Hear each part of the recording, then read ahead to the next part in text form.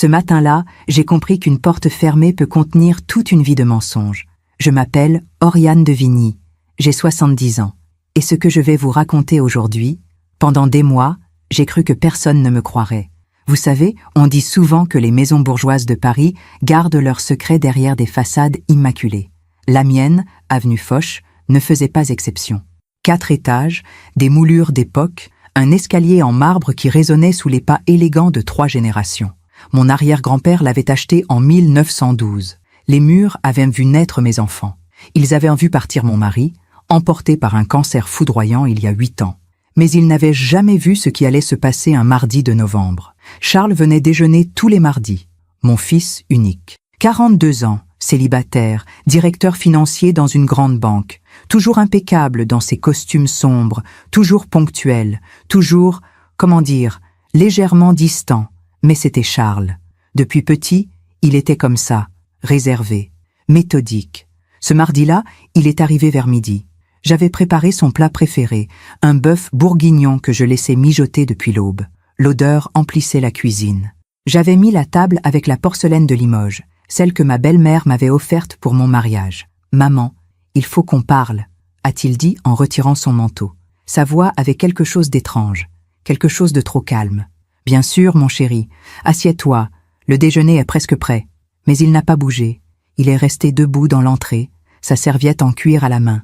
Ses yeux parcouraient le salon comme s'il évaluait quelque chose. Comme si notre maison, sa maison d'enfance, était devenue un bien immobilier qu'il inspectait. « Cette maison est trop grande pour toi maintenant. » J'ai souri.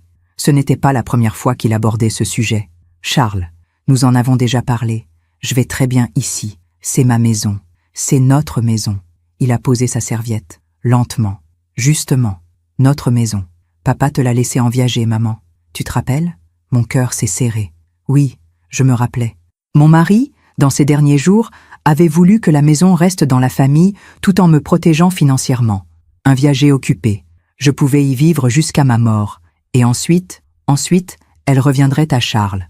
Je sais, mon chéri, mais je ne comprends pas où tu veux en venir. J'ai rencontré quelqu'un. Ces mots auraient dû me remplir de joie. Mon fils, si seul depuis toujours, avait enfin trouvé quelqu'un. Mais quelque chose dans son ton, quelque chose dans la manière dont il a prononcé ces mots, m'a glacé. C'est merveilleux, Charles. Quand est-ce que je pourrai la rencontrer ? Bientôt, mais elle veut qu'on s'installe. Ensemble. Ici. Le silence qui a suivi était épais, lourd. J'entendais le tic-tac de l'horloge comptoise dans le couloir, celle qui appartenait à mon grand-père. Ici ? Mais, Charles, c'est ma maison. Légalement, maman, c'est aussi la mienne. Le viager me donne des droits. Et franchement, il a fait un geste vague vers le salon. Tu n'utilises que 2 pièces. Le reste est vide depuis des années. Mes jambes tremblaient. Je me suis appuyée contre le chambranle de la porte. Tu veux que je déménage ? Non. Il s'est avancé vers moi. Son visage était celui d'un étranger. Je veux qu'on cohabite, comme une famille moderne. Tu aurais ta chambre au 3e étage. Nous prendrions le 2e. C'est logique. Logique. Ce mot-là, je l'ai entendu comme un coup de couteau. Charles, écoute, on en reparlera après le déjeuner. J'ai apporté des papiers que j'aimerais que tu signes. Rien de contraignant, juste pour clarifier la situation. Des papiers.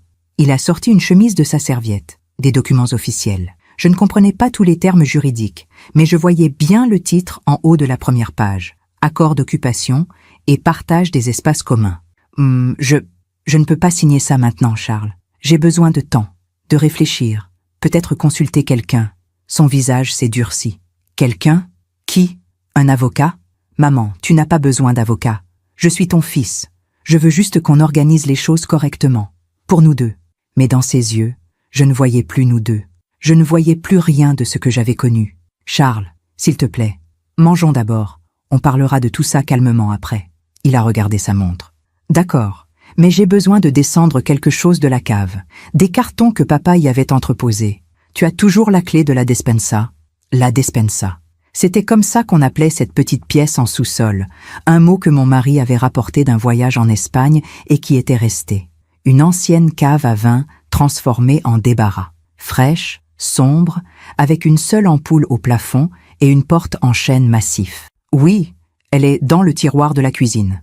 Je suis allé la chercher. Mes mains tremblaient en ouvrant le tiroir. Une vieille clé en fer, lourde, presque médiévale. Tiens, merci maman. Tu peux m'aider? Il y a des cartons assez lourds. J'ai hésité. Mais c'était Charles, mon fils, mon enfant. Nous sommes descendus ensemble. Les marches en pierre étaient raides, glissantes. L'air sentait l'humidité et le renfermait. Charles a ouvert la porte de la despensa. L'ampoule clignotait faiblement. Entre. Les cartons sont au fond. Je suis entré. Et puis, la porte s'est refermée derrière moi. Le bruit du verrou qu'on tire. Le métal contre le bois. Charles? Pas de réponse. Charles, qu'est-ce que tu fais? Ouvre cette porte. J'ai entendu ses pas sur les marches. Lents, mesurés. Comme s'il montait un escalier ordinaire un jour ordinaire. Charles? Ma voix résonnait contre les murs en pierre, froide, seule. Et puis, plus rien. Le silence. Un silence de cave, un silence de tombeau. Parfois, on fait confiance à ceux qui ne devraient jamais avoir notre clé. Et vous, avez-vous déjà été trahi par quelqu'un que vous aimiez plus que tout? Racontez-moi votre histoire dans les commentaires. J'aimerais vous lire. Dans le noir complet, on perd la notion du temps. On perd aussi, parfois, la notion de soi-même. Les premières minutes, j'ai cru à une erreur, un malentendu absurde. Charles allait redescendre, ouvrir la porte en riant nerveusement. « Pardon, maman, la porte s'est coincée, je ne savais pas que tu étais encore à l'intérieur. » Mais les minutes sont devenues 1 heure, puis 2. J'ai crié jusqu'à en perdre la voix. J'ai tambouriné contre le bois épais jusqu'à ce que mes poings me fassent mal. Personne ne pouvait m'entendre. La despensa se trouvait au fond du sous-sol, derrière la chaufferie, isolée par des murs en pierre de 50 cm d'épaisseur. Mon mari disait toujours en plaisantant que c'était le meilleur abri anti-atomique de Paris. Aujourd'hui, c'était ma prison. L'ampoule a fini par s'éteindre. Ou peut-être l'ai-je éteinte moi-même en essayant de trouver un interrupteur dans le noir. Je ne sais plus.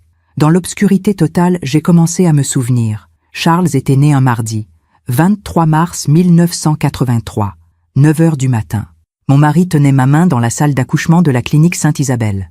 Quand ils ont posé ce petit être sur ma poitrine, j'ai pleuré. Pas de joie, pas exactement.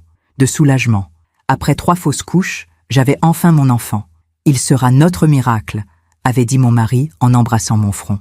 Charles était un bébé calme, trop calme même. Les autres mères se plaignaient des pleurs nocturnes, des coliques. Le mien dormait 8 heures d'affilée dès ses 3 mois. Il ne réclamait rien, il observait. « C'est un ange » disèrent les gens. Mais parfois, quand je le prenais dans mes bras, j'avais l'impression qu'il me regardait, sans me voir vraiment, comme si j'étais un meuble nécessaire, mais interchangeable. J'ai chassé cette pensée. Quelle mère penserait une chose pareille? À l'école primaire, Charles excellait. Des notes parfaites, une écriture impeccable, jamais une punition. Ses professeurs le décrivaient comme un élève modèle, peut-être un peu solitaire. Il n'avait pas d'amis, pas vraiment. Il préfère ses livres, expliquai-je aux autres parents lors des goûters d'anniversaire où Charles restait dans un coin, feuilletant une encyclopédie. Mon mari n'était jamais inquiet. C'est un intellectuel. Les grands esprits sont souvent seuls. Mais moi, je voyais autre chose. Je voyais un enfant qui ne riait jamais vraiment, qui ne pleurait jamais non plus. Même quand il tombait de vélo et s'écorchait le genou, il se relevait sans un mot, sans une larme, et rangeait le vélo dans le garage comme si rien ne s'était passé. « Tu n'as pas mal, mon chéri ?»« Non, maman, ce n'est rien, ce n'est rien. » Cette phrase, je l'ai entendue des centaines de fois. À 16 ans, Charles a demandé à déménager sa chambre au 3e étage, la plus éloignée de la nôtre. « Je veux plus d'indépendance pour étudier », avait-il expliqué. Mon mari avait trouvé ça normal. Il grandit, c'est sain. Mais cette chambre au 3e étage, je n'y suis presque jamais monté après ça. Charles fermait toujours sa porte à clé, même quand il n'y était pas. « Pourquoi tu fermes ta chambre, Charles ?»« Par habitude, maman. C'est mon espace privé. » Son espace privé. Nos mardis ensemble avaient commencé après la mort de son père. Charles avait suggéré ses déjeuners hebdomadaires. « Pour que tu ne sois pas seule, maman. » J'avais été touchée, émue. Mon fils prenait soin de moi. Mais maintenant, assise dans cette cave glaciale, je me demandais, était-ce vraiment pour prendre soin de moi? Ou pour surveiller quelque chose? Mes jambes me faisaient mal. Je me suis assise contre le mur en pierre. Le froid traversait ma robe. J'avais soif, une soif terrible. Il devait être, quoi? 15 heures? 16 heures? Combien de temps pouvait-on survivre sans eau? J'avais lu quelque part que c'était 3 jours. Peut-être 4. Il va revenir, ai-je murmuré dans le noir. Il va forcément revenir. C'est mon fils, c'est Charles. Mais ma voix sonnait faux, même à mes propres oreilles, parce qu'au fond de moi, dans un endroit que je n'osais pas regarder, je savais. Je savais que Charles n'avait pas fermé cette porte par accident. Je savais que quand il avait sorti ses papiers de sa serviette, il avait déjà pris sa décision. Je savais que les cartons au fond de la despensa n'existaient pas. Il n'y avait rien au fond de cette pièce. Rien que de la poussière, quelques vieilles bouteilles vides, et moi. J'ai dû m'endormir, ou perdre conscience. Quand j'ai rouvert les yeux, il faisait toujours aussi noir. Peut-être était-ce la nuit maintenant, peut-être le jour suivant. J'entendais un bruit, faible, lointain, des voix. Mon cœur a bondi. « Au secours !» ai-je crié avec ce qui me restait de voix. « Je suis ici, en bas !» Mais les voix se sont éloignées. Plus tard, combien de temps? Impossible à dire, j'ai entendu la porte d'entrée claquer. Puis le silence. Charles était-il encore dans la maison? Où était-il parti? M'avait-il laissé ici pour combien de temps? Les larmes sont venues, chaudes sur mes joues glacées. J'ai pensé à mon mari, à ses derniers jours à l'hôpital, à la manière dont il tenait ma main, même quand la morphine l'emportait loin de moi. « Promets-moi de prendre soin de toi », avait-il murmuré. « Je te le promets. » Et surveille Charles, il n'est pas comme les autres, mais c'est notre fils. Il a besoin... Il n'avait jamais fini sa phrase. La morphine l'avait emporté. Et moi, idiote que j'étais, je n'avais jamais demandé ce qu'il voulait dire. Il n'est pas comme les autres. Dans cette cave, dans ce noir absolu, j'ai enfin compris. Mon mari le savait. Il avait toujours su. Et il avait essayé de me prévenir. Pendant que je raconte tout cela, je me demande d'où vous m'écoutez. Écrivez le nom de votre ville en commentaire. Le deuxième jour, du moins je crois que c'était le deuxième jour, j'ai commencé à avoir des hallucinations. Ou peut-être n'était-ce pas des hallucinations. Peut-être était-ce simplement la vérité qui remontait enfin à la surface, libérée par la soif, par la peur, par ce noir absolu qui vous force à regarder en face ce que vous avez passé toute une vie à ignorer. Je voyais des images, des moments, des détails que j'avais écartés, minimisés, enterrés sous des couches et des couches de déni maternel. Charles avait 11 ans quand notre voisine, Madame Beaumont, a sonné à notre porte un samedi après-midi. Elle tenait son chat dans les bras. Pompon, un persan blanc qu'elle adorait plus que tout au monde. « Oriane, je suis désolée de vous déranger, mais... » Elle hésitait, mal à l'aise. Pompon a été blessé. Le vétérinaire dit que quelqu'un lui a fait du mal. Volontairement. Mon sang s'était glacé. Volontairement? Mais qui? Je ne sais pas. Mais c'est arrivé dans votre jardin. J'ai retrouvé Pompon près de votre serre. Il avait une patte cassée. Le vétérinaire dit que ce n'est pas une chute. C'est... Elle n'avait pas osé finir. J'étais montée voir Charles. Il était dans sa chambre, assis à son bureau, faisant ses devoirs de mathématiques avec une concentration parfaite. « Charles, tu as vu quelque chose dans le jardin aujourd'hui? Le chat de Madame Beaumont a été blessé. » Il avait levé les yeux. Pas un battement de cils. « Non, maman, je n'ai rien vu. Tu es sûre? Tu étais dans le jardin ce matin. » J'étais dans la serre. Je regardais tes orchidées. Je n'ai rien remarqué d'anormal. Sa voix était calme, trop calme. « D'accord, mon chéri, merci. » En redescendant, j'avais croisé mon mari dans le couloir. « Alors? » Il dit qu'il n'a rien vu. Mon mari avait froncé les sourcils. « Tu le crois? » J'avais regardé mon mari avec stupéfaction. « Bien sûr que je le crois. C'est notre fils. Tu penses vraiment que Charles serait capable de... » « Non, non, bien sûr que non. » Mais il avait dit ces mots trop vite, comme s'il voulait se convaincre lui-même. 2 semaines plus tard, Madame Beaumont avait déménagé. Elle ne nous avait jamais reparlé. Dans le noir de la cave, j'ai ri. Un rire sec, amer, qui m'a fait mal à la gorge desséchée. Combien de fois avais-je détourné le regard? Combien de fois avais-je choisi de ne pas voir? Il y avait eu aussi cette histoire au lycée. Charles avait 17 ans. Son professeur d'histoire, Monsieur Lefebvre, avait demandé à nous voir, mon mari et moi. Je voulais vous parler de Charles. Il y a un problème avec ses notes? Non, justement. Charles a toujours 20 sur 20. C'est autre chose.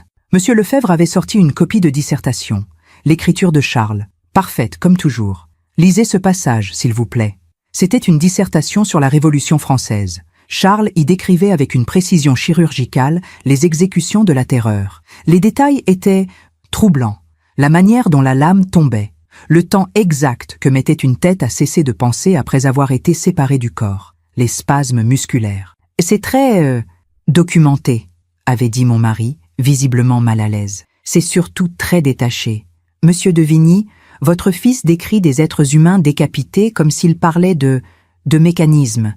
Il n'y a aucune émotion, aucune humanité dans son écriture. Et ce qui m'inquiète le plus, il avait tourné la page. C'est cette conclusion. J'avais lu. La violence organisée et méthodique est plus efficace que la violence émotionnelle. Robespierre l'avait compris. L'élimination systématique des obstacles est une forme de rationalité supérieure. Je ne comprends pas, avais-je balbutié. C'est une dissertation d'histoire. Il analyse des faits historiques. Madame de Vigny, je suis professeur depuis 30 ans. Je sais faire la différence entre une analyse historique et autre chose. Votre fils ne juge pas la terreur. Il l'admire. Mon mari était intervenu, la voix sèche. Vous accusez notre fils de quoi exactement? D'avoir une pensée critique? D'être intelligent? Je ne l'accuse de rien. Je vous alerte, c'est tout. Nous étions rentrés en silence. Le soir, j'avais frappé à la porte de Charles. Charles, ton professeur d'histoire voulait nous parler de ta dissertation. Oui, je sais. Il ne comprend pas l'analyse objective. Charles, tu ne penses pas vraiment que la violence est rationnelle? Il m'avait regardé. Et pour la première fois de ma vie, j'avais vu quelque chose dans ses yeux qui m'avait terrifié. Du mépris. Maman, la violence est un outil, ni bon ni mauvais, juste efficace ou inefficace. Les gens qui refusent de le comprendre sont ceux qui finissent victimes. Charles, tu parles comme quelqu'un qui réfléchit. Bonne nuit, maman. Il avait refermé la porte. J'avais soif. Une soif qui me dévorait de l'intérieur. Ma langue était gonflée. Mes lèvres craquelaient. Je ne savais plus si c'était le jour ou la nuit. Depuis combien de temps étais-je ici? 48 heures, 60, 72. Je me suis traînée jusqu'à un coin de la pièce. Mes doigts ont trouvé quelque chose de froid. Du métal. Une vieille bouteille. Vide. J'ai pleuré. Des larmes que je ne pouvais pas me permettre de perdre. De l'eau que mon corps ne pouvait pas gaspiller. Après le lycée, Charles était entré à HEC. Mon mari était si fier. Notre fils fera de grandes choses. Charles avait obtenu son diplôme avec les félicitations du jury. Il avait été recruté immédiatement par la Société Générale, ensuite Crédit Suisse, puis BNP Paribas. Il grimpait les échelons avec une facilité déconcertante. « Comment tu fais, Charles ?» lui avais-je demandé un mardi, lors d'un de nos déjeuners. « Je fais quoi pour réussir comme ça ?» Il avait souri, un sourire qui ne montait pas jusqu'à ses yeux. « Je comprends ce que les gens veulent, et je le leur donne. Ou je leur fais croire que je le leur donne. C'est la même chose, au fond. Tu es heureux dans ton travail? Heureux? Il avait répété le mot comme s'il était étranger. Je suis efficace, c'est suffisant. Efficace, rationnel, systématique. Des mots que Charles utilisait tout le temps. Des mots qui ne laissaient aucune place à l'amour. Il y avait eu cette femme, Sandrine. Charles l'avait rencontrée lors d'un séminaire à Londres. Il me l'avait présentée un dimanche. Elle était adorable, douce, souriante, attentionnée. « Maman, je crois que c'est sérieux, » avait-il dit. J'avais pleuré de joie.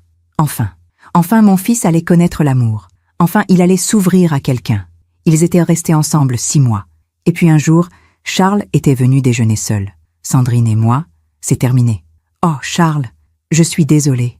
Que s'est-il passé ?» Elle voulait des choses impossibles. Quelle chose? De l'émotion, de la spontanéité. Et il avait dit ces mots avec dédain. Elle voulait que je lui dise que je l'aimais tous les jours, que je sois jaloux quand elle parlait à d'autres hommes, que je ressente des choses. Mais Charles, c'est normal de ressentir des choses quand on aime quelqu'un. Il m'avait regardé. Pourquoi? Ce simple mot, pourquoi, dit avec une curiosité sincère, comme s'il me demandait pourquoi le ciel était bleu. Parce que c'est l'amour, Charles. L'amour, c'est ressentir. Je ne ressens pas comme vous, maman. Je n'ai jamais ressenti comme vous. Et franchement, il avait coupé un morceau de fromage avec précision. Je ne comprends pas pourquoi les gens accordent autant d'importance à quelque chose d'aussi irrationnel. J'aurais dû comprendre, j'aurais dû voir, mais j'étais sa mère, et une mère voit toujours ce qu'elle veut voir. Quelque part, au-dessus de moi, j'ai entendu des bruits, des pas, la porte d'entrée qui s'ouvrait, qui se refermait. Charles était de retour. J'ai voulu crier, mais ma gorge ne produisait plus qu'un râle pathétique. J'ai entendu sa voix. Il parlait à quelqu'un. Oui, elle est partie rendre visite à une amie en Bretagne. Non, je ne sais pas exactement quand elle rentrera. Vous savez comment sont les vieilles dames. Elles perdent la notion du temps. Il mentait. Il mentait aux voisins avec le même ton calme, rationnel, efficace qu'il utilisait pour tout. Si vous avez besoin de la contacter, je peux lui transmettre un message. Je viens vérifier la maison tous les jours. Vérifier la maison. Pas vérifier sa mère enfermée dans une cave sans eau. Vérifier la maison. Comme on vérifie un investissement. Les voix se sont éloignées. La porte s'est refermée. Le silence est revenu. Et avec lui, une clarté terrible. Charles n'allait pas me libérer. Charles attendait. Attendait que la nature suive son cours. Attendait que le problème se résolve tout seul. De manière rationnelle, efficace, systématique. Mes doigts ont trouvé quelque chose dans ma poche. La clé. La vieille clé en fer de la despensa. Je l'avais gardée, mais elle ne servait à rien. Elle ouvrait de l'extérieur, pas de l'intérieur. J'ai serré cette clé dans ma main jusqu'à ce que le métal s'enfonce dans ma paume. Et j'ai prié. Prié pour que quelqu'un, quelque part, remarque que je n'étais pas partie en Bretagne. Prié pour qu'il reste, dans ce monde rationnel et froid, un peu de cette humanité que mon fils n'avait jamais connue. Je ne sais plus à quel moment j'ai cessé d'être Oriane de Vigny pour devenir simplement un corps qui souffre. La soif n'est pas comme la faim. La faim, on peut l'ignorer pendant des jours. Elle gronde, elle tire, mais elle reste en arrière-plan. La soif, elle, occupe tout l'espace. Elle devient vous. Chaque pensée, chaque battement de cœur, chaque respiration qui assèche un peu plus votre bouche. Ma langue était devenue du cuir. Mes lèvres saignaient. Quand j'essayais d'avaler, c'était comme du verre pilé dans ma gorge. Le 3e jour, j'étais presque sûre maintenant que c'était le 3e jour, j'ai commencé à entendre des voix. Pas des voix réelles, pas les voix des voisins ou de Charles, les voix de ma vie, les voix des morts. La première voix était celle de ma mère. Elle était morte quand j'avais 23 ans, juste avant mon mariage. Un accident de voiture sur l'autoroute A6. Brutal, instantané. Je n'avais même pas eu le temps de lui dire au revoir. « Oriane, ma chérie, tu fais toujours ça. » Sa voix était douce, inquiète, comme elle l'avait toujours été. « Faire quoi, maman? Tu fermes les yeux sur ce qui te fait peur. Tu as toujours fait ça, même enfant. Tu te souviens de ce chien dans la rue? Celui qui aboyait après toi tous les matins? » Je me souvenais. Un berger allemand appartenant à un voisin. Il grognait chaque fois que je passais devant leur portail pour aller à l'école. Tu faisais semblant qu'il n'était pas là. Tu marchais les yeux fixés droit devant, en fredonnant une chanson. Tu pensais que si tu ne le voyais pas, il ne te verrait pas non plus. Ça marchait. Non, ma chérie, ça ne marchait pas.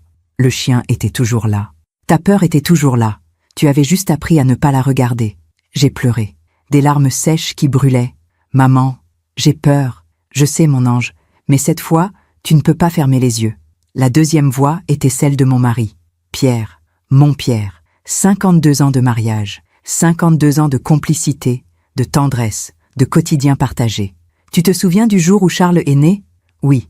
Tu te souviens de ce que j'ai dit? Tu as dit que c'était notre miracle. Avant ça, à la sage-femme, quand elle a posé Charles sur ta poitrine. Je ne me souvenais pas. J'ai dit, il ne pleure pas. C'est normal? Et la sage-femme a ri. Elle a dit, certains bébés sont plus calmes que d'autres. C'est un bon signe. Mais Oriane, dans ses yeux, quoi? Elle ne le pensait pas? J'ai vu dans ses yeux qu'elle ne le pensait pas. Oui, Pierre, pourquoi tu ne m'en as jamais parlé? Pour la même raison que toi, tu n'as jamais parlé du chat de Madame Beaumont. Pour la même raison qu'on n'a jamais parlé de Sandrine qui pleurait au téléphone en te suppliant de lui expliquer ce qui n'allait pas chez Charles. Pour la même raison qu'on n'a jamais vraiment regardé notre fils. Parce que c'était notre fils. Oui, et on l'aimait, on l'aime, mais l'amour ne change pas ce que quelqu'un est, Oriane. L'amour ne répare pas ce qui est cassé depuis le début. Tu penses qu'il est cassé? Un long silence. Je pense qu'il est vide. J'ai dû m'évanouir encore. Quand je suis revenue à moi, j'avais tellement froid que mes dents claquaient. Ou peut-être était-ce la fièvre. Mon corps commençait à se consumer de l'intérieur. La déshydratation. J'avais lu un article là-dessus dans Le Figaro, il y a des années. Un article médical sur les réfugiés perdus dans le désert. Les étapes de la déshydratation sévère. D'abord, la soif intense. Puis, les maux de tête. La confusion. Les hallucinations. Ensuite, les organes commencent à lâcher. Les reins d'abord. Puis, le cœur. Combien de temps me restait-il? J'ai pensé à tous ces mardis. Ces déjeuners hebdomadaires que j'attendais avec tant d'impatience. Charles arrivait toujours à midi pile. Jamais en avance. Jamais en retard. Il retirait son manteau, le pliait sur le dossier de la chaise. Il s'asseyait à la même place, celle qui avait été la sienne depuis l'enfance. Il parlait de son travail, des chiffres, des stratégies, des gens qu'il manipulait avec une habileté qu'il décrivait avec fierté. Mon supérieur pensait me bloquer pour une promotion. J'ai découvert qu'il avait une maîtresse. Je n'ai rien dit à personne. Mais lui le sait. Maintenant, il signe tout ce que je lui demande. Charles, ce n'est pas... Pas quoi, maman? Pas éthique? Il avait souri. L'éthique est un luxe pour ceux qui peuvent se le permettre. Je changeais de sujet. Toujours. Je lui demandais s'il voyait quelqu'un, s'il sortait, s'il était heureux. Je vais bien, maman. Ne t'inquiète pas pour moi. Mais je m'inquiétais. Bien sûr que je m'inquiétais. Mon fils de 42 ans vivait seul dans un appartement du 16e arrondissement. Un appartement que je n'avais vu qu'une seule fois. Blanc, minimaliste, froid. Pas une photo. Pas un objet personnel. Juste des meubles fonctionnels et des livres de finances. Tu pourrais mettre quelques photos, Charles. Ça rendrait l'endroit plus chaleureux. Pourquoi? Parce qu'une maison doit être vivante. Ce n'est pas une maison, maman. C'est un lieu où je dors. Un lieu où je dors. Pas un foyer, pas un refuge. Juste une fonction. Il y avait eu aussi ce moment, il y a 3 ans. Un mardi comme les autres. Charles m'avait parlé d'une collègue, Amélie. Elle organisait un pot de départ à la retraite pour un directeur. Elle a demandé à tout le monde de contribuer. 20 € par personne. Tu as donné? Non? Pourquoi? Parce que je ne connaissais pas ce directeur. Il n'a jamais rien fait pour moi. Pourquoi je paierais pour célébrer quelqu'un qui m'est indifférent? Charles, c'est une question de politesse. De vivre ensemble. Vivre ensemble? Il avait posé sa fourchette. Maman, vivre ensemble est un mensonge que les gens se racontent pour ne pas voir la vérité. Quelle vérité? Que chacun est seul. Que les relations sont des transactions. Je te donne quelque chose, tu me donnes quelque chose. Si l'échange n'est pas équitable, il n'y a aucune raison de le maintenir. Mais l'amour est la plus grande transaction de toutes. Les gens aiment parce qu'ils reçoivent quelque chose en retour. De la sécurité, du statut, de la validation. Personne n'aime gratuitement. Moi, je t'aime gratuitement. Il m'avait regardé, longtemps, avec cette expression que je ne savais jamais interpréter. Non, maman, toi, tu m'aimes parce que je suis ton fils, parce que ton identité de mère dépend de mon existence. Si j'avais été adoptée par quelqu'un d'autre à la naissance, tu ne penserais même pas à moi aujourd'hui. Ces mots m'avaient brisé le cœur. Charles, comment peux-tu penser une chose pareille? Parce que c'est logique. Logique. Toujours cette logique glaciale. Dans la cave, mes mains tremblaient. J'essayais de me lever, mais mes jambes ne me portaient plus. Je suis retombée contre le mur. Quelque chose de chaud coulait sur mon menton. Du sang. Je m'étais mordu la lèvre sans m'en rendre compte. J'ai léché le sang, désespérément, cherchant une goutte d'humidité. N'importe quoi pour apaiser cette soif qui me dévorait.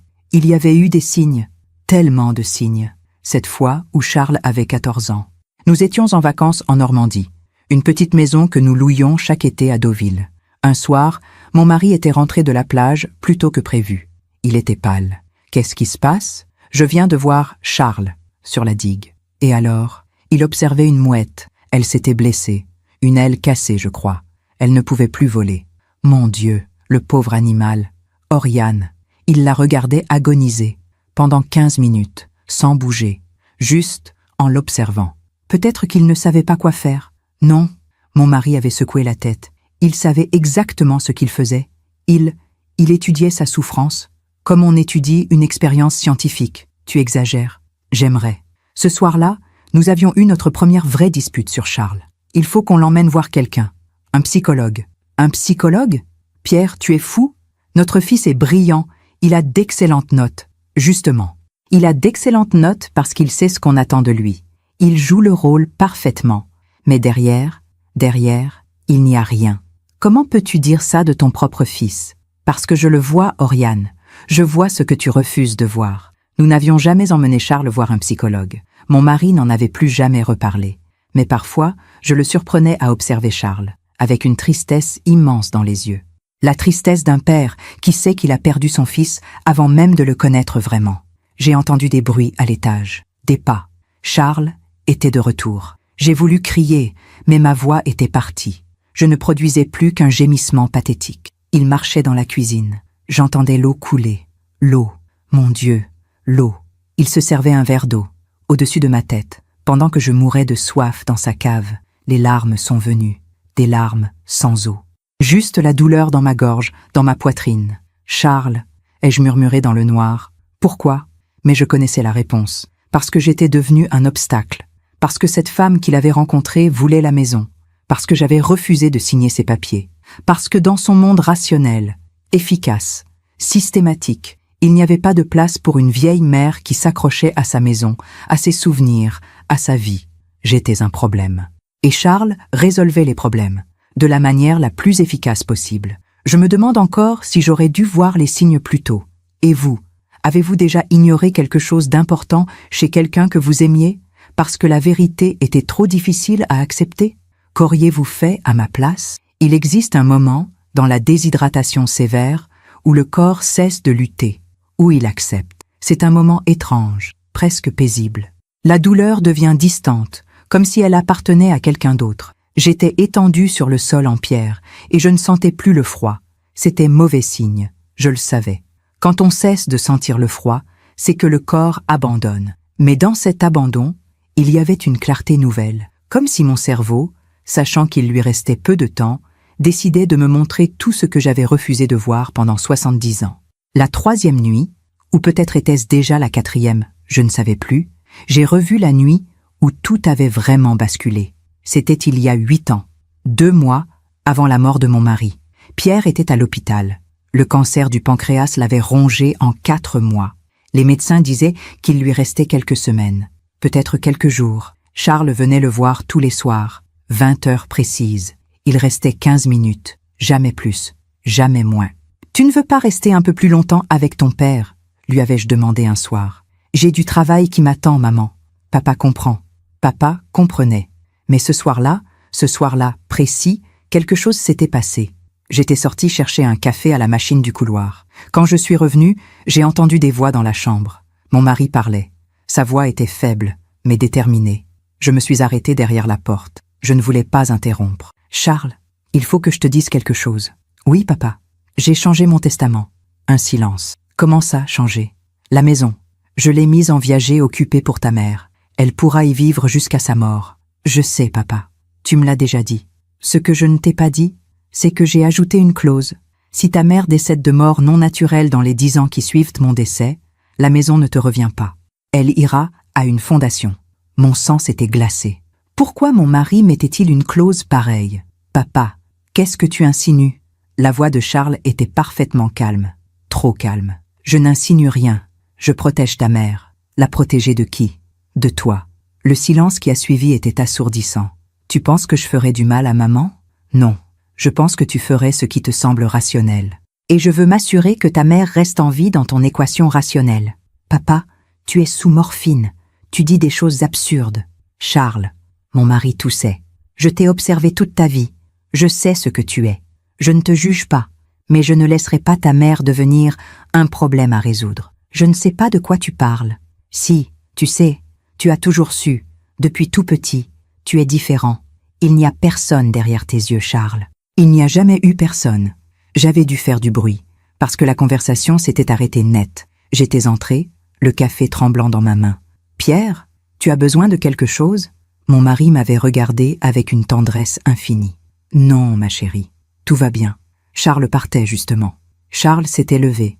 Il avait embrassé mon front, comme toujours, le geste parfait du fils parfait. « À demain, maman. » Mais en sortant, il s'était retourné vers son père. Et dans ses yeux, j'avais vu quelque chose que je n'avais jamais vu auparavant. De la haine, froide, pure, calculée. Mon mari était mort 6 semaines plus tard. Je n'avais jamais reparlé de cette conversation. Je m'étais convaincue que j'avais mal entendu, que la morphine faisait délirer Pierre, qu'il était injuste avec Charles. Mais maintenant, étendu sur ce sol glacial, je comprenais. Mon mari avait essayé de me protéger. Et pendant 8 ans, cette clause avait fonctionné. Pendant 8 ans, Charles n'avait pas osé, parce que si je mourais de mort non naturelle, il perdait tout. Mais maintenant, 8 ans avaient repassé. La clause n'était plus valide. Et Charles pouvait agir, rationnellement, efficacement, systématiquement. J'ai essayé de me lever, de ramper jusqu'à la porte, mais mon corps ne répondait plus. Mes bras tremblaient, mes jambes étaient du plomb. « Pierre, ai-je murmuré dans le noir, tu avais raison, tu as toujours eu raison. » Il y avait eu un autre moment, quelques mois après la mort de mon mari. Charles était venu déjeuner. C'était notre 2e ou 3e mardi ensemble. J'avais fait un gratin dauphinois, le préféré de Pierre. En servant Charles, j'avais éclaté en sanglots. Pardon, pardon, c'est juste que ton père adorait ce plat. Charles avait attendu que je finisse de pleurer. Puis il avait dit « Maman, papa est mort. Pleurer ne le ramènera pas. Je sais, mais les émotions sont un choix. Tu choisis de souffrir. Tu pourrais choisir autre chose. Charles, ce n'est pas comme ça que ça marche. On ne choisit pas d'être triste quand on perd quelqu'un qu'on aime. Pourquoi pas? Le cerveau est une machine. On peut le reprogrammer. Le cerveau n'est pas qu'une machine. Le cœur est un muscle qui pompe du sang. Rien d'autre. J'avais regardé mon fils. Vraiment regardé. Charles, tu as pleuré quand papa est mort? Un silence. Non. Pourquoi? Parce qu'il n'y avait aucune raison de pleurer. Papa était malade. La mort était inévitable.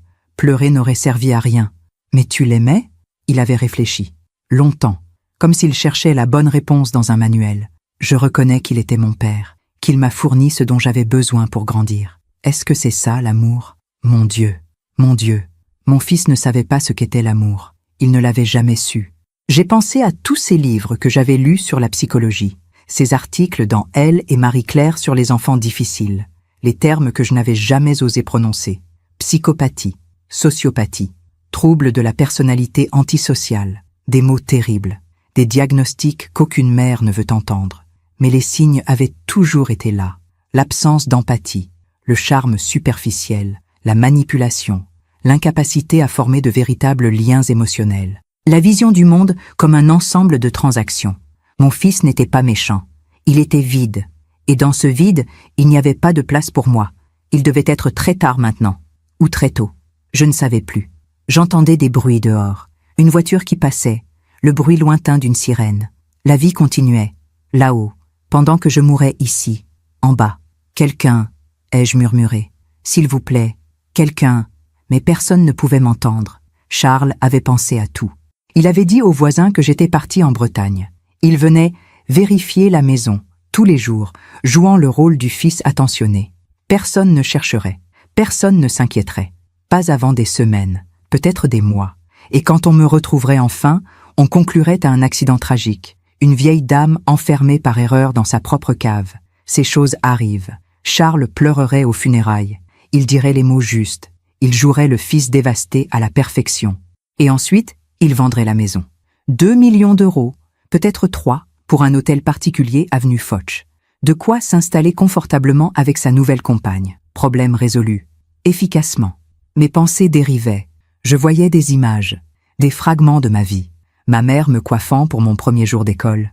Mon père m'apprenant à faire du vélo dans le jardin du Luxembourg. Pierre me demandant en mariage sous les arcades de la place des Vosges. Notre nuit de noces dans ce petit hôtel de l'île Saint-Louis. La naissance de Charles. Mon Dieu, la naissance de Charles. Ce moment où il l'avait posé sur ma poitrine et où j'avais pensé « quelque chose ne va pas ». Mais j'avais chassé cette pensée immédiatement. Parce qu'on ne pense pas des choses pareilles de son nouveau-né. On ne se dit pas « cet enfant est froid », même quand il l'est. J'ai entendu des pas au-dessus. Charles, encore, il marchait dans la maison. Sa maison maintenant, dans sa tête. Il préparait probablement déjà les travaux, les rénovations.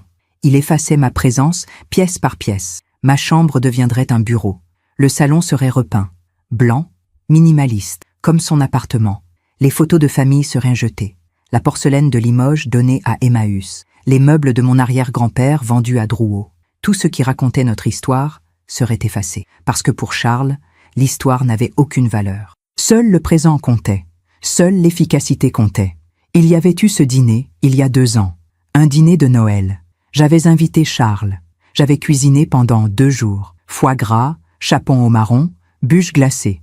Il était arrivé avec 1 heure de retard. Pardon, maman. Réunion qui s'est prolongée. Nous nous étions mis à table. J'avais sorti les bougies, la nappe brodée, les couverts en argent. C'est notre premier Noël sans papa, avais-je dit doucement. Oui. Tu ne trouves pas que la maison est vide sans lui? Non. Sa réponse était tombée comme une pierre. Charles. Quoi? Tu veux que je dise que je ressens quelque chose que je ne ressens pas? À quoi ça servirait? Ça servirait à partager, à ne pas être seul dans notre peine. Toi, tu as de la peine, pas moi. On ne partage pas quelque chose qui n'existe pas. J'avais regardé mon fils manger son foie gras avec des gestes précis, méthodiques, et j'avais compris que j'étais seule à cette table. terriblement seule, même avec Charles assis en face de moi. Quelque chose de chaud coulait sur ma tempe, du sang probablement. J'avais dû me cogner la tête sans m'en rendre compte. Mes yeux ne focalisaient plus, tout était flou. Même dans le noir, je sentais que ma vision se désintégrait. Mes reins avaient probablement cessé de fonctionner. Mon cœur battait de manière irrégulière, trop vite, puis trop lent. « Pierre », ai-je murmuré, « attends-moi. Peut-être que la mort n'était pas si terrible. Peut-être que de l'autre côté, je retrouverais mon mari, mes parents, tous ceux que j'avais aimés, tous ceux qui savaient ce qu'était l'amour. Mais alors, dans ce moment de semi-conscience, j'ai entendu quelque chose, un bruit différent, pas les pas de Charles, autre chose, une voiture qui se garait, des portières qui claquaient, des voix, plusieurs voix. Avenue Foch, numéro 47, signalement d'un voisin, n'a pas été vu depuis 4 jours. Mon cœur a bondi. Quelqu'un était venu, quelqu'un avait remarqué. J'ai essayé de crier, mais seul un gémissement pathétique est sorti de ma gorge. Des coups à la porte, fort, insistant. « Police, ouvrez !» La police. Mon Dieu, la police était là. J'ai entendu Charles ouvrir. Sa voix, calme, posée, légèrement surprise. « Messieurs, je peux vous aider ? Charles de Vigny ? Oui, c'est moi. Où est votre mère ? Ma mère ? Elle est en voyage, en Bretagne, chez une amie. Quel est le nom de cette amie ? Un silence, imperceptible. Mais j'ai senti l'hésitation. Je ne me souviens plus exactement. Une amie d'enfance. Elle ne se voyait plus depuis longtemps. Monsieur de Vigny, un de vos voisins nous a signalé qu'il n'avait pas vu votre mère depuis plusieurs jours. Il dit que c'est inhabituel, que Madame de Vigny sortait tous les matins acheter son pain. C'est vrai, mais elle m'a dit qu'elle avait besoin de s'évader un peu. Depuis la mort de mon père, nous aimerions vérifier qu'elle va bien. Vous avez son numéro de téléphone ? Bien sûr, mais elle a du mal avec son portable. Elle oublie souvent de le recharger. J'ai entendu des pas. Plusieurs personnes entraient dans la maison. Vous permettez qu'on jette un œil ? Je ne comprends pas. Vous avez un mandat ? Nous n'en avons pas besoin si vous nous autorisez l'accès. Vous refusez ? Un autre silence. Charles calculait, pesait les options, mesurait les risques. Non, bien sûr que non. Allez-y, mais vous perdez votre temps. Ma mère n'est pas ici. Des pas dans l'escalier, dans les chambres, dans le salon. Il y a une cave ? Mon cœur a explosé. Oui, mais il n'y a rien en bas, juste des cartons. Ma mère n'y descend jamais. On peut vérifier quand même ? J'ai entendu les pas descendre l'escalier en pierre, se rapprocher. J'ai rassemblé toutes mes forces, toute l'énergie qui me restait, et j'ai tapé contre la porte, faiblement. Un bruit à peine audible. Mais ils l'ont entendu. Vous avez entendu ça ? Il y a une porte ici. Elle est fermée à clé. C'est juste la despensa. Un vieux débarras. Personne n'y va jamais. Ouvrez-la. Je n'ai pas la clé sur moi. Enfoncez-la. Le bruit du bois qui cède. C'est un son que je n'oublierai jamais. Le craquement sec de la porte en chaîne sous les coups d'épaule d'un policier. Une fois, 2 fois, 3 fois. Et puis la lumière. Une lumière aveuglante après 3 jours de noir absolu. J'ai fermé les yeux, incapable de supporter cette agression soudaine. Bon Dieu, il y a quelqu'un. Des mains sur mes épaules. Douces, urgentes. Madame ? Madame, vous m'entendez ? J'ai essayé de parler, mais ma gorge ne produisait qu'un râle. Appelez le SAMU. Tout de suite. Des bruits de pas précipités. Des voix qui se chevauchaient. Madame de Vigny ? C'est vous ? J'ai hoché la tête, faiblement. Mon Dieu, depuis combien de temps êtes-vous ici ? J'ai levé 3 doigts. Mes mains tremblaient tellement que je n'étais pas sûre qu'ils comprennent. 3 jours ? 3 jours enfermés ici ? J'ai hoché la tête à nouveau. Un policier s'est retourné vers l'escalier. « Monsieur de Vigny, descendez immédiatement !» Charles est descendu lentement, chaque marche mesurée. Même maintenant, même face à l'évidence, il contrôlait ses mouvements. Quand il est apparu dans l'encadrement de la porte, son visage était un masque parfait de surprise et d'inquiétude. « Maman ? Mais qu'est-ce que tu fais là ?»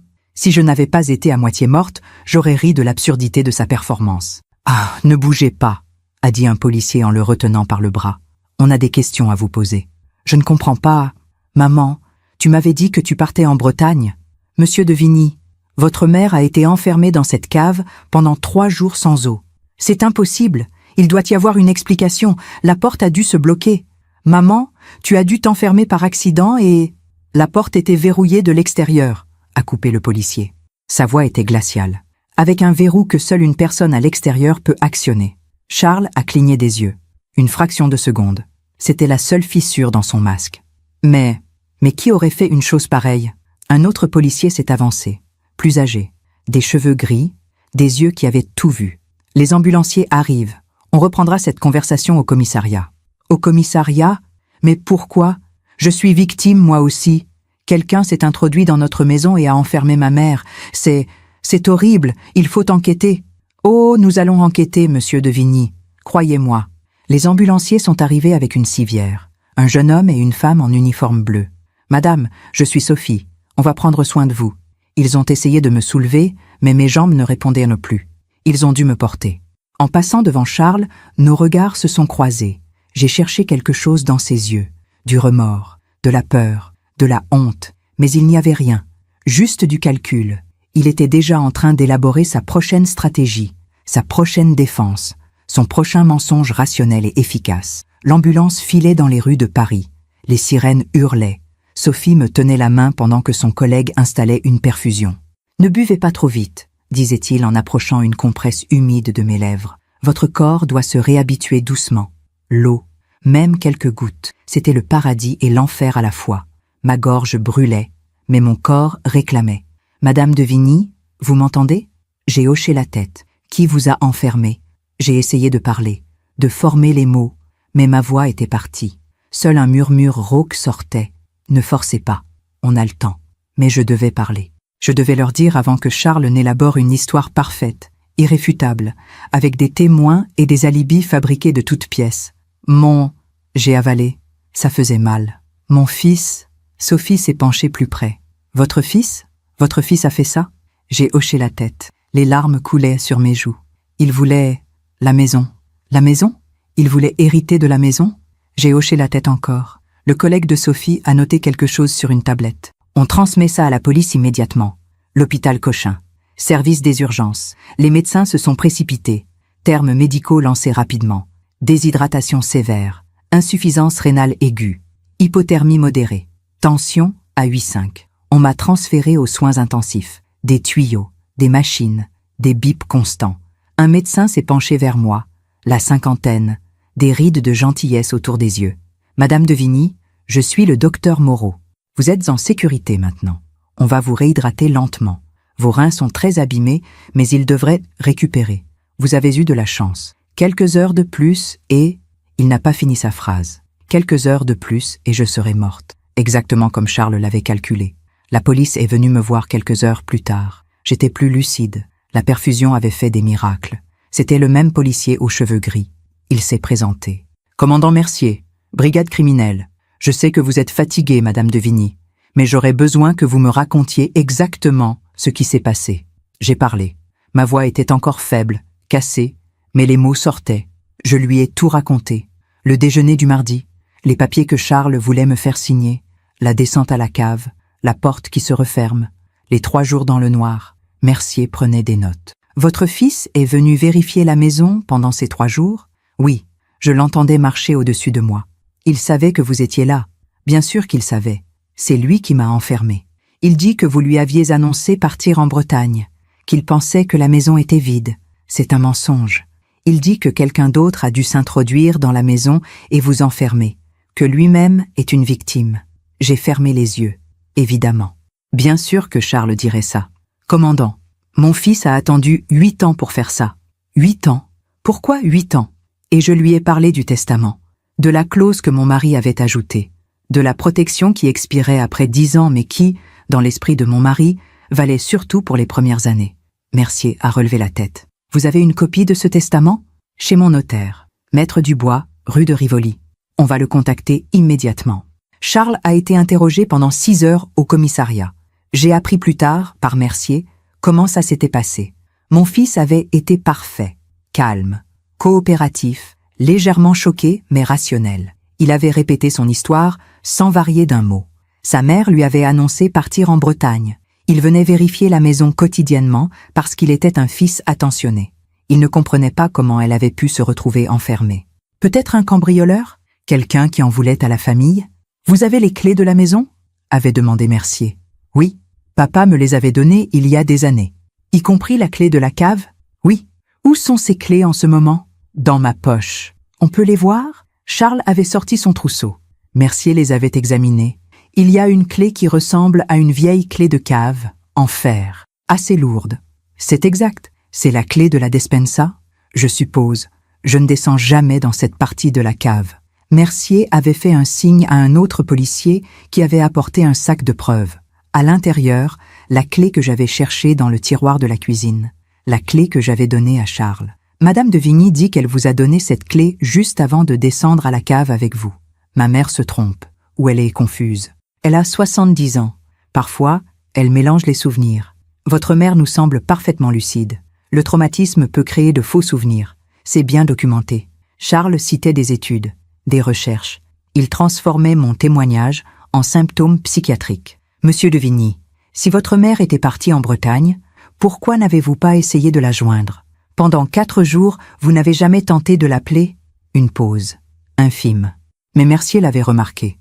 Je voulais lui laisser de l'espace. Elle avait dit qu'elle avait besoin de temps, seule. 4 jours sans nouvelles de votre mère de 70 ans, et ça ne vous a pas inquiété? Ma mère est une femme autonome, mais suffisamment fragile, selon vous, pour créer de faux souvenirs suite à un traumatisme? Charles avait soutenu le regard de Mercier sans ciller. Je veux un avocat. Maître Dubois est venu me voir à l'hôpital le lendemain. Il avait apporté le testament. Oriane, mon Dieu, quand j'ai appris... Je vais bien, Henri.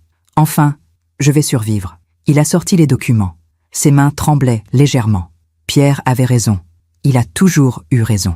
Vous étiez au courant? Pour la clause? Oui, c'est moi qui l'ai rédigée. Pierre est venu me voir seul. Il m'a fait promettre de ne rien vous dire. Il ne voulait pas vous effrayer. Qu'est-ce qu'il vous a dit exactement? Henri a regardé par la fenêtre. Dehors, Paris continuait de vivre, indifférente. Il m'a dit « Mon fils est dangereux. Je ne peux pas le changer.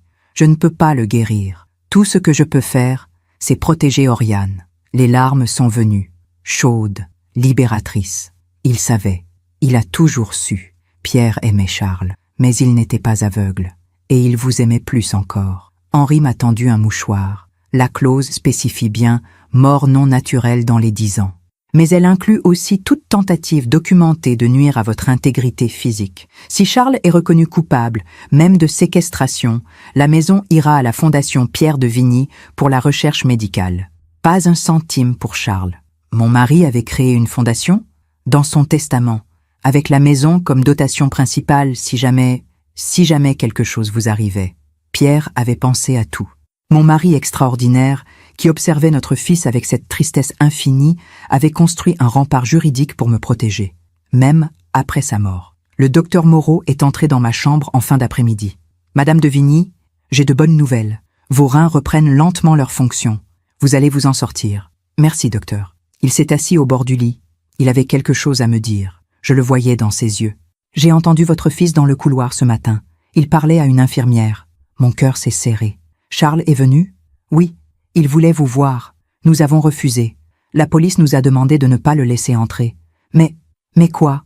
J'étais dans le bureau des infirmières, juste à côté. J'ai entendu leur conversation.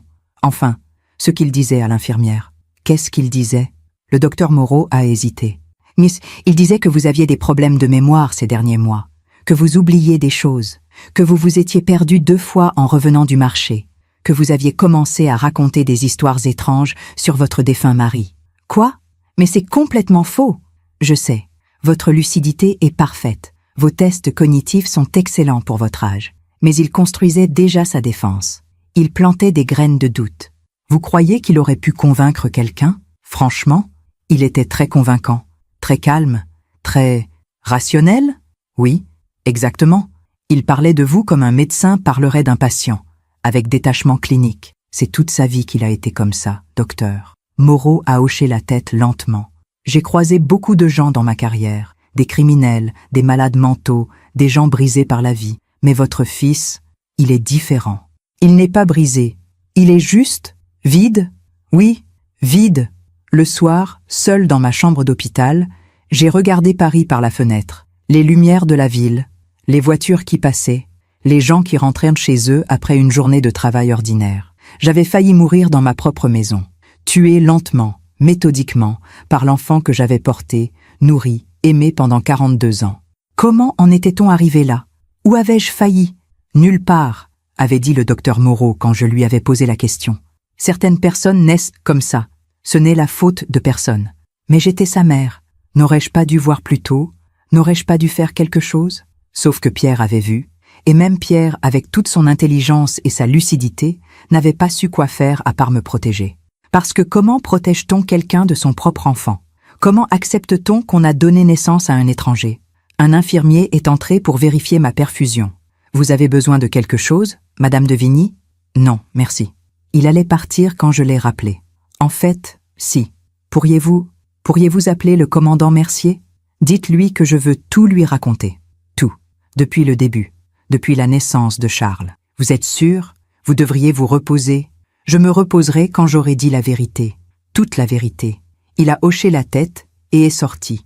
J'ai fermé les yeux. Demain, je parlerai. Je raconterai tous ces moments que j'avais ignorés, minimisés, enfouis. Je témoignerai contre mon propre fils.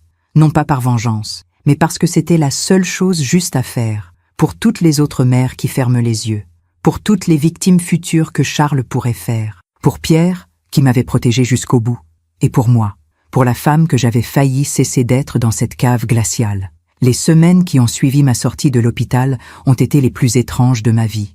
J'étais vivante, mais je ne vivais pas vraiment. J'étais suspendue entre deux mondes, celui d'avant, où j'étais Oriane de Vigny, mère aimante d'un fils brillant, et celui d'après, où j'étais Oriane de Vigny, victime de ce même fils. La police m'avait installée dans un hôtel discret du Marais. Pour ma sécurité, disait-il. Charles était en liberté conditionnelle, avec interdiction de m'approcher. Mais Mercier ne prenait aucun risque. Les gens comme votre fils sont imprévisibles, m'avait-il dit. Tant que le procès n'est pas terminé, vous restez sous protection. Les journaux s'étaient emparés de l'affaire. Séquestré par son propre fils. Le drame d'une mère à Paris. Héritier pressé, il enferme sa mère pour récupérer un hôtel particulier. Avenue Foch. Derrière la façade bourgeoise, un crime glaçant. Je ne lisais pas les articles, mais mon avocat, Maître Fournier, me tenait informé. L'opinion publique est de votre côté, Oriane. Charles est dépeint comme un monstre. Il n'est pas un monstre, avais-je répondu doucement. C'est pire que ça. Les monstres ont des émotions. Lui n'en a pas. Maître Fournier, Élise de son prénom, était une femme d'une 50aine d'années, aux cheveux courts, poivre et sel, au regard perçant. Elle avait accepté de me défendre pro bono. Votre histoire m'a bouleversée, m'avait-elle confié lors de notre première rencontre. J'ai moi-même un fils. Je n'arrive pas à imaginer... Elle n'avait pas fini sa phrase. Personne ne finissait jamais ses phrases quand il s'agissait de Charles. L'instruction avait été rapide. Charles avait fini par être mis en examen pour séquestration, mise en danger de la vie d'autrui et tentative d'homicide avec préméditation. Tentative d'homicide. Ces mots résonnaient étrangement dans ma tête. Mon fils avait essayé de me tuer. Lentement, méthodiquement, rationnellement. Les preuves s'accumulaient. Les voisins témoignaient. Monsieur Arnaud, du numéro 45, avait vu Charles entrer et sortir de la maison tous les jours pendant ma séquestration. Il avait l'air parfaitement normal, avait-il dit à la police. Il m'a même salué une fois. Il m'a dit que sa mère était en voyage. Madame Chen, du numéro 49, avait trouvé étrange que je parte sans la prévenir. Madame de Vigny me disait toujours quand elle s'absentait. Elle me demandait d'arroser ses orchidées. Cette fois, rien. J'ai trouvé ça bizarre. C'est pour ça que j'ai appelé la police. C'était Madame Chen qui m'avait sauvée. Cette petite dame de 82 ans, mon aînée, qui remarquait les détails que personne d'autre ne voyait. Je lui avais rendu visite une semaine après ma sortie d'hôpital. Elle m'avait servi du thé dans sa cuisine lumineuse. Je savais que quelque chose n'allait pas, m'avait-elle dit de sa voix douce. Votre fils, il n'a jamais eu l'air de vraiment vous voir, même quand il vous regardait. Vous aviez remarqué? Oh oui, depuis des années, la façon dont il parlait de vous. Ma mère ceci, ma mère cela, mais jamais maman. Toujours ma mère, comme on dirait ma voiture ou ma maison. J'avais pleuré dans sa cuisine, et elle avait tenu ma main, cette main fripée mais forte, pendant que je laissais sortir toute la douleur accumulée pendant 70 ans. Le procès avait été fixé pour fin mars, 3 mois après mon enlèvement, 3 mois pendant lesquels j'avais dû apprendre à vivre avec l'idée que mon fils était un criminel. Que l'enfant que j'avais porté 9 mois dans mon ventre avait consciemment décidé de me laisser mourir de soif dans une cave. J'avais vu un psychiatre, le docteur Laurent, recommandé par Mercier. Vous souffrez de stress post-traumatique, m'avait-il expliqué. C'est normal, vous avez vécu quelque chose d'extrêmement violent. Je ne dors presque plus. Les cauchemars? Non, pas exactement. C'est juste que, chaque fois que je ferme les yeux, je suis de nouveau dans cette cave. Dans le noir, ça va s'atténuer avec le temps. Mais il faut en parler. Il faut verbaliser. Alors j'avais parlé. Pendant des heures, des séances entières où je racontais Charles, son enfance, son adolescence, tous ces moments où j'aurais dû voir. Vous ne pouviez pas savoir, me répétait le docteur Laurent. Les psychopathes sont des experts en manipulation. Ils apprennent très jeunes à imiter les émotions, à jouer le rôle qu'on attend d'eux. Psychopathe, c'est le mot officiel? Techniquement, on parle de troubles de la personnalité antisociale. Mais oui, dans le langage courant, votre fils présente tous les critères. On peut les soigner? Un long silence. Non, on peut leur apprendre à mieux gérer certains comportements. Mais on ne peut pas leur donner ce qui leur manque fondamentalement. L'empathie. Février avait été particulièrement froid. Je marchais beaucoup dans Paris. Des heures et des heures. Le Marais, les quais de Seine, le jardin du Luxembourg. J'essayais de me reconnecter avec la ville que j'avais toujours aimée. Mais tout semblait différent, terni. Comme si la cave m'avait volé quelque chose que je ne pourrais jamais récupérer. Un jour, je suis retournée avenue Foch. Je ne sais pas pourquoi. Une pulsion, un besoin de confronter le lieu. La maison était vide, scellée par la police, les volets fermés, une bâche de police sur la porte d'entrée. J'ai regardé les fenêtres du 3e étage. La chambre de Charles, fermée à clé pendant tant d'années. Qui cachait-il? J'allais bientôt le savoir. La police avait perquisitionné. Ils avaient trouvé des choses qu'Élise refusait de me décrire au téléphone. On en parlera en face à face, avait-elle dit, la voix tendue. Nous nous étions retrouvés dans son cabinet, rue Saint-Honoré. Elle avait posé un dossier épais sur son bureau. Oriane, ce que je vais vous montrer est difficile. Dites-moi. Elle avait ouvert le dossier. Des photos, des documents. La police a fouillé la chambre de Charles, avenue Foch et dans son appartement du 16e. Et alors, ils ont trouvé des archives. Quel genre d'archives?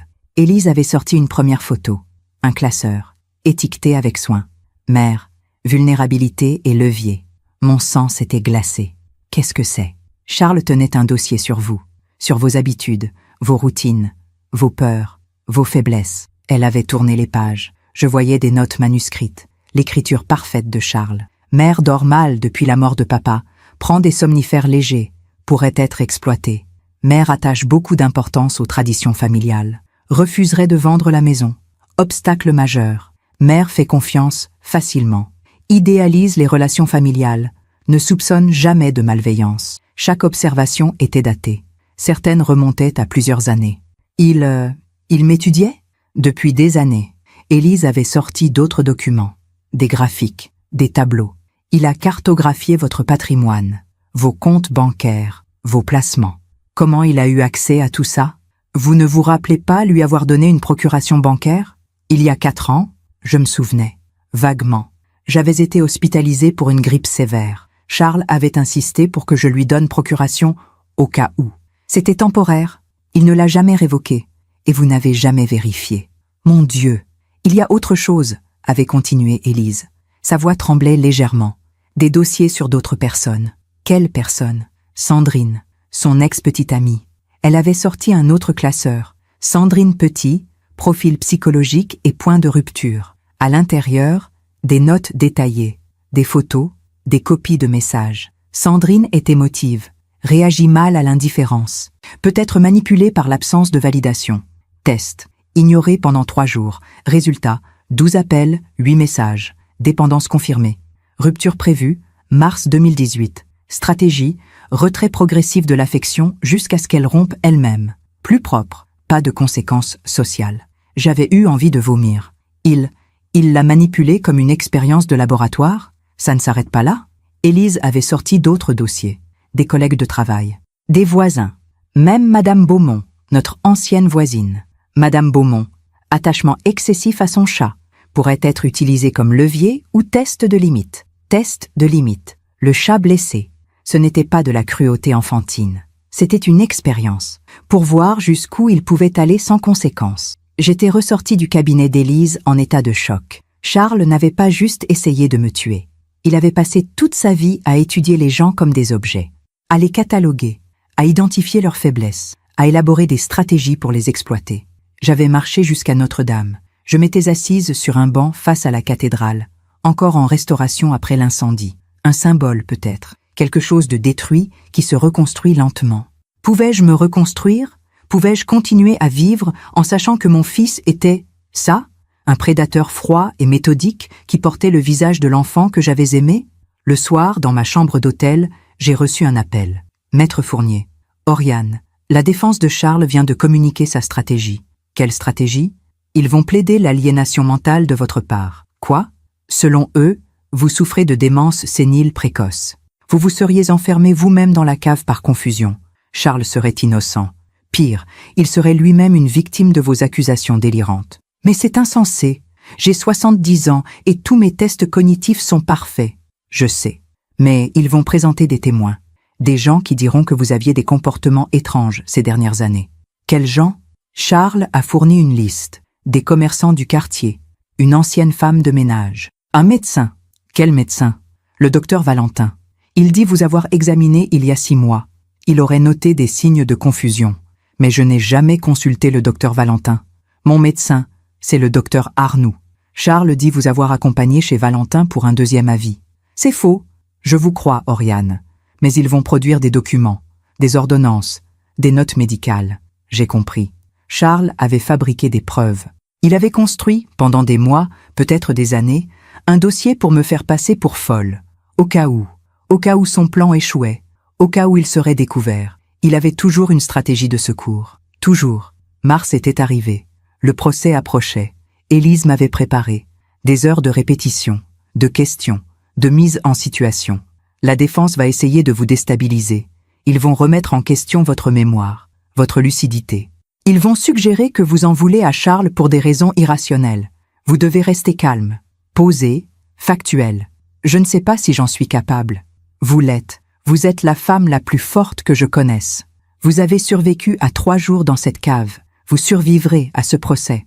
J'avais revu le docteur Laurent la veille du procès. Comment vous sentez-vous? Terrifié. C'est normal. Demain, vous allez affronter votre fils. L'homme qui a essayé de vous tuer.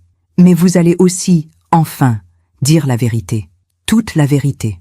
Et si personne ne me croit? Les preuves sont accablantes, Oriane. Les voisins. Les relevés téléphoniques qui montrent que Charles n'a jamais essayé de vous joindre. Le testament qui révèle son mobile. Les dossiers retrouvés chez lui. Vous allez gagner. Ce n'est pas de gagner dont j'ai besoin. De quoi alors? De comprendre. De comprendre comment j'ai pu donner naissance à ça. Le docteur Laurent m'avait regardé avec une infinie compassion. Vous n'avez pas donné naissance à ça. Vous avez donné naissance à un enfant. Ce que cet enfant est devenu, ce n'est pas votre faute. Alors la faute de qui? De personne. Ou de la nature. Ou de quelque chose dans son cerveau que nous ne comprenons pas encore. Mais pas de vous. Le soir, j'ai ouvert un vieux carton que j'avais récupéré de la maison.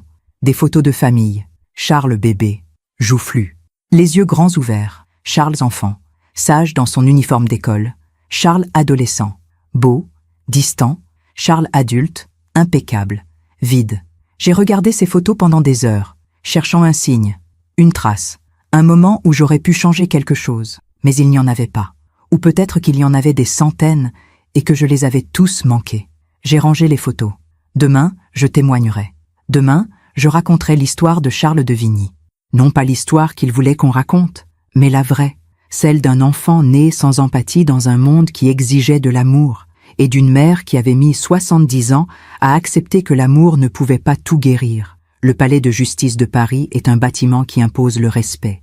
Ses hautes colonnes, ses plafonds voûtés, ses couloirs résonnants où des siècles d'histoire judiciaire semblent murmurer aux murs. J'y suis entré le 22 mars, accompagné d'Élise et du commandant Mercier. Il y avait des journalistes partout, des caméras, des flashs. Madame de Vigny, un mot pour France 2. Comment vous sentez-vous à l'idée de confronter votre fils? Pensez-vous qu'il sera condamné? Élise me protégeait de son corps, écartant les micros tendus. Laissez-la passer.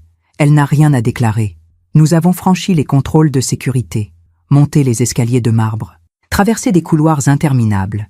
Et puis, la salle d'audience, salle numéro 7, 2e étage. C'était une pièce imposante, des boiseries sombres, des bancs en chêne, Une estrade où siégeaient 3 juges, la présidente, Madame Leroux, encadrée de 2 assesseurs. Les bancs du public étaient pleins. Des curieux, des journalistes autorisés, quelques visages que je reconnaissais. Madame Chen, Monsieur Arnaud, Maître Dubois et Charles. Il était assis au banc des accusés, flanqué de ses 2 avocats, Maître Beaumont et Maître Girard, les meilleurs pénalistes de Paris, les plus chers aussi. Où avait-il trouvé l'argent? J'ai appris plus tard qu'il avait hypothéqué son appartement, tout misé sur ce procès. Parce que s'il gagnait, il récupérait la maison.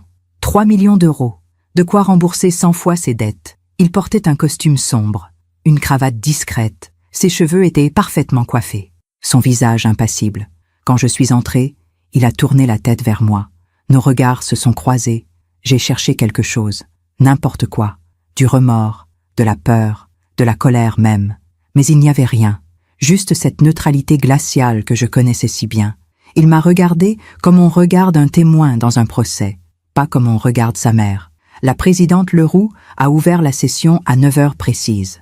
Mesdames et messieurs, nous sommes réunis aujourd'hui pour juger Monsieur Charles de Vigny, accusé de séquestration, mise en danger de la vie d'autrui, et tentative d'homicide avec préméditation sur la personne de sa mère, Madame Oriane de Vigny. Sa voix était ferme, autoritaire. Elle avait la réputation d'être intraitable. Monsieur de Vigny, levez-vous. Charles s'est levé, dos droit, épaules carrées. Reconnaissez-vous avoir enfermé votre mère dans la cave de la maison familiale du 20 au 23 novembre de l'année dernière? Non, Madame la Présidente. Sa voix était calme, assurée. Vous niez les faits? Je nie les avoir commis volontairement. Ma mère souffre de troubles cognitifs. Elle s'est enfermée elle-même par confusion. Je l'ignorais totalement. Des murmures dans la salle. La présidente a frappé son marteau. Silence. Nous examinerons ces allégations en temps voulu. Asseyez-vous. Le procureur, Monsieur Dumas, s'est levé. Un homme d'une 60aine d'années, aux tempes grises, au regard acéré. Madame la Présidente, Mesdames et Messieurs les jurés, nous allons vous démontrer aujourd'hui que Charles de Vigny a prémédité et exécuté une tentative de meurtre sur sa propre mère dans le but d'hériter de son patrimoine immobilier. Il a commencé à exposer les faits. Ma routine, les déjeuners du mardi, la descente à la cave, les 3 jours d'enfermement, le sauvetage in extremis. Madame de Vigny a failli mourir. Les médecins sont formels, quelques heures de plus, et son corps n'aurait pas survécu. Il a montré des photos médicales. Mon état à l'arrivée à l'hôpital, mes lèvres craquelées, mes yeux enfoncés, mon corps déshydraté. J'ai vu des gens dans le public détourner le regard. Une femme s'est mise à pleurer. Charles, lui, regardait les photos avec la même neutralité qu'il regardait tout, comme un médecin examinant des radiographies. Nous allons maintenant entendre le témoignage de la victime, a annoncé la présidente. Madame de Vigny, approchez-vous de la barre. Je me suis levée. Mes jambes tremblaient. Élise m'a serré le bras doucement. Vous allez y arriver, a-t-elle murmuré. J'ai traversé la salle. Tous les regards étaient sur moi. J'ai gravi les quelques marches jusqu'à la barre des témoins. On m'a fait prêter serment. Je jure de dire la vérité, toute la vérité, rien que la vérité. La présidente m'a invité à m'asseoir. Madame de Vigny, racontez-nous ce qui s'est passé le 20 novembre. J'ai pris une profonde inspiration. Et j'ai parlé. J'ai raconté le déjeuner, les papiers que Charles voulait me faire signer, la descente à la cave, la porte qui se referme, le noir, la soif, les 3 jours d'agonie. Ma voix était calme, posée, factuelle, exactement comme Élise me l'avait appris. Et pendant ces 3 jours, vous avez entendu votre fils dans la maison? Oui, Madame la Présidente, j'entendais ses pas au-dessus de moi. Je l'ai entendu ouvrir le robinet de la cuisine, se servir de l'eau, pendant que vous mouriez de soif. Oui, un silence pesant. Avez-vous essayé de l'appeler? De crier? Bien sûr, j'ai crié jusqu'à perdre ma voix. J'ai tambouriné contre la porte, mais personne ne pouvait m'entendre. La cave est trop profonde, trop isolée. Pensez-vous que votre fils savait que vous étiez enfermé? J'en suis certaine. C'est lui qui m'a enfermé. Maître Beaumont, l'avocat de Charles, s'est levé pour le contre-interrogatoire. C'était un homme grand, élégant, au sourire carnassier. Madame de Vigny, vous avez 70 ans, n'est-ce pas? Oui. Et vous vivez seule depuis la mort de votre mari? Oui. C'est difficile la solitude, n'est-ce pas? À cet âge. Élise s'est levée immédiatement. Objection. La solitude n'a rien à voir avec les faits. Objection retenue, a dit la présidente. Maître Beaumont, venez-en aux faits. Beaumont a souri. Pas déstabilisé le moins du monde.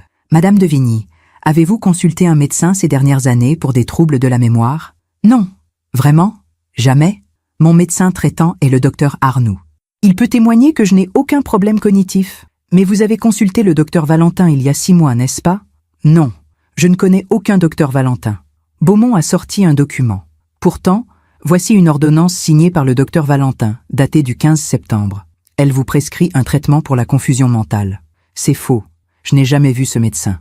Madame de Vigny, est-il possible que vous l'ayez oublié? Non. Mais si vous l'aviez oublié, vous ne vous en souviendriez pas, par définition. Des rires nerveux dans la salle. Élise s'est levée à nouveau. Madame la Présidente, la défense joue sur les mots. Madame de Vigny a subi des tests cognitifs complets à l'hôpital Cochin. Tous parfaitement normaux. Nous avons les résultats. Versez-les au dossier, a ordonné la Présidente. Le procureur a appelé son premier témoin, Madame Chen. Elle s'est avancée à la barre, toute petite dans son tailleur bleu marine. Madame Chen, vous êtes la voisine de Madame de Vigny? Oui, depuis 23 ans. Comment décririez-vous Madame de Vigny? C'est une femme très lucide, très organisée. Elle n'oublie jamais rien. Tous les mardis matins, elle m'apporte des croissants. Depuis des années. Jamais elle n'a manqué un seul mardi. Et le 20 novembre, pas de croissants. J'ai trouvé ça étrange. Alors j'ai sonné chez elle. Personne. J'ai vu Monsieur Charles sortir de la maison vers midi. Je lui ai demandé où était sa mère. Il m'a dit qu'elle était partie en voyage. Vous l'avez cru? Non. Madame de Vigny m'aurait prévenu. Toujours. C'est pour ça que j'ai appelé la police le lendemain. Merci, Madame Chen. Beaumont s'est levé pour le contre-interrogatoire. Madame Chen, vous avez 82 ans, c'est exact. Oui. Et votre vue n'est plus ce qu'elle était, n'est-ce pas? Mes yeux vont très bien, jeune homme. Des rires dans la salle. Même la Présidente a esquissé un sourire. Êtes-vous sûr d'avoir vu Monsieur de Vigny ce jour-là? N'aurait-ce pas pu être un autre jour? J'en suis certaine. C'était un mardi, le jour des croissants.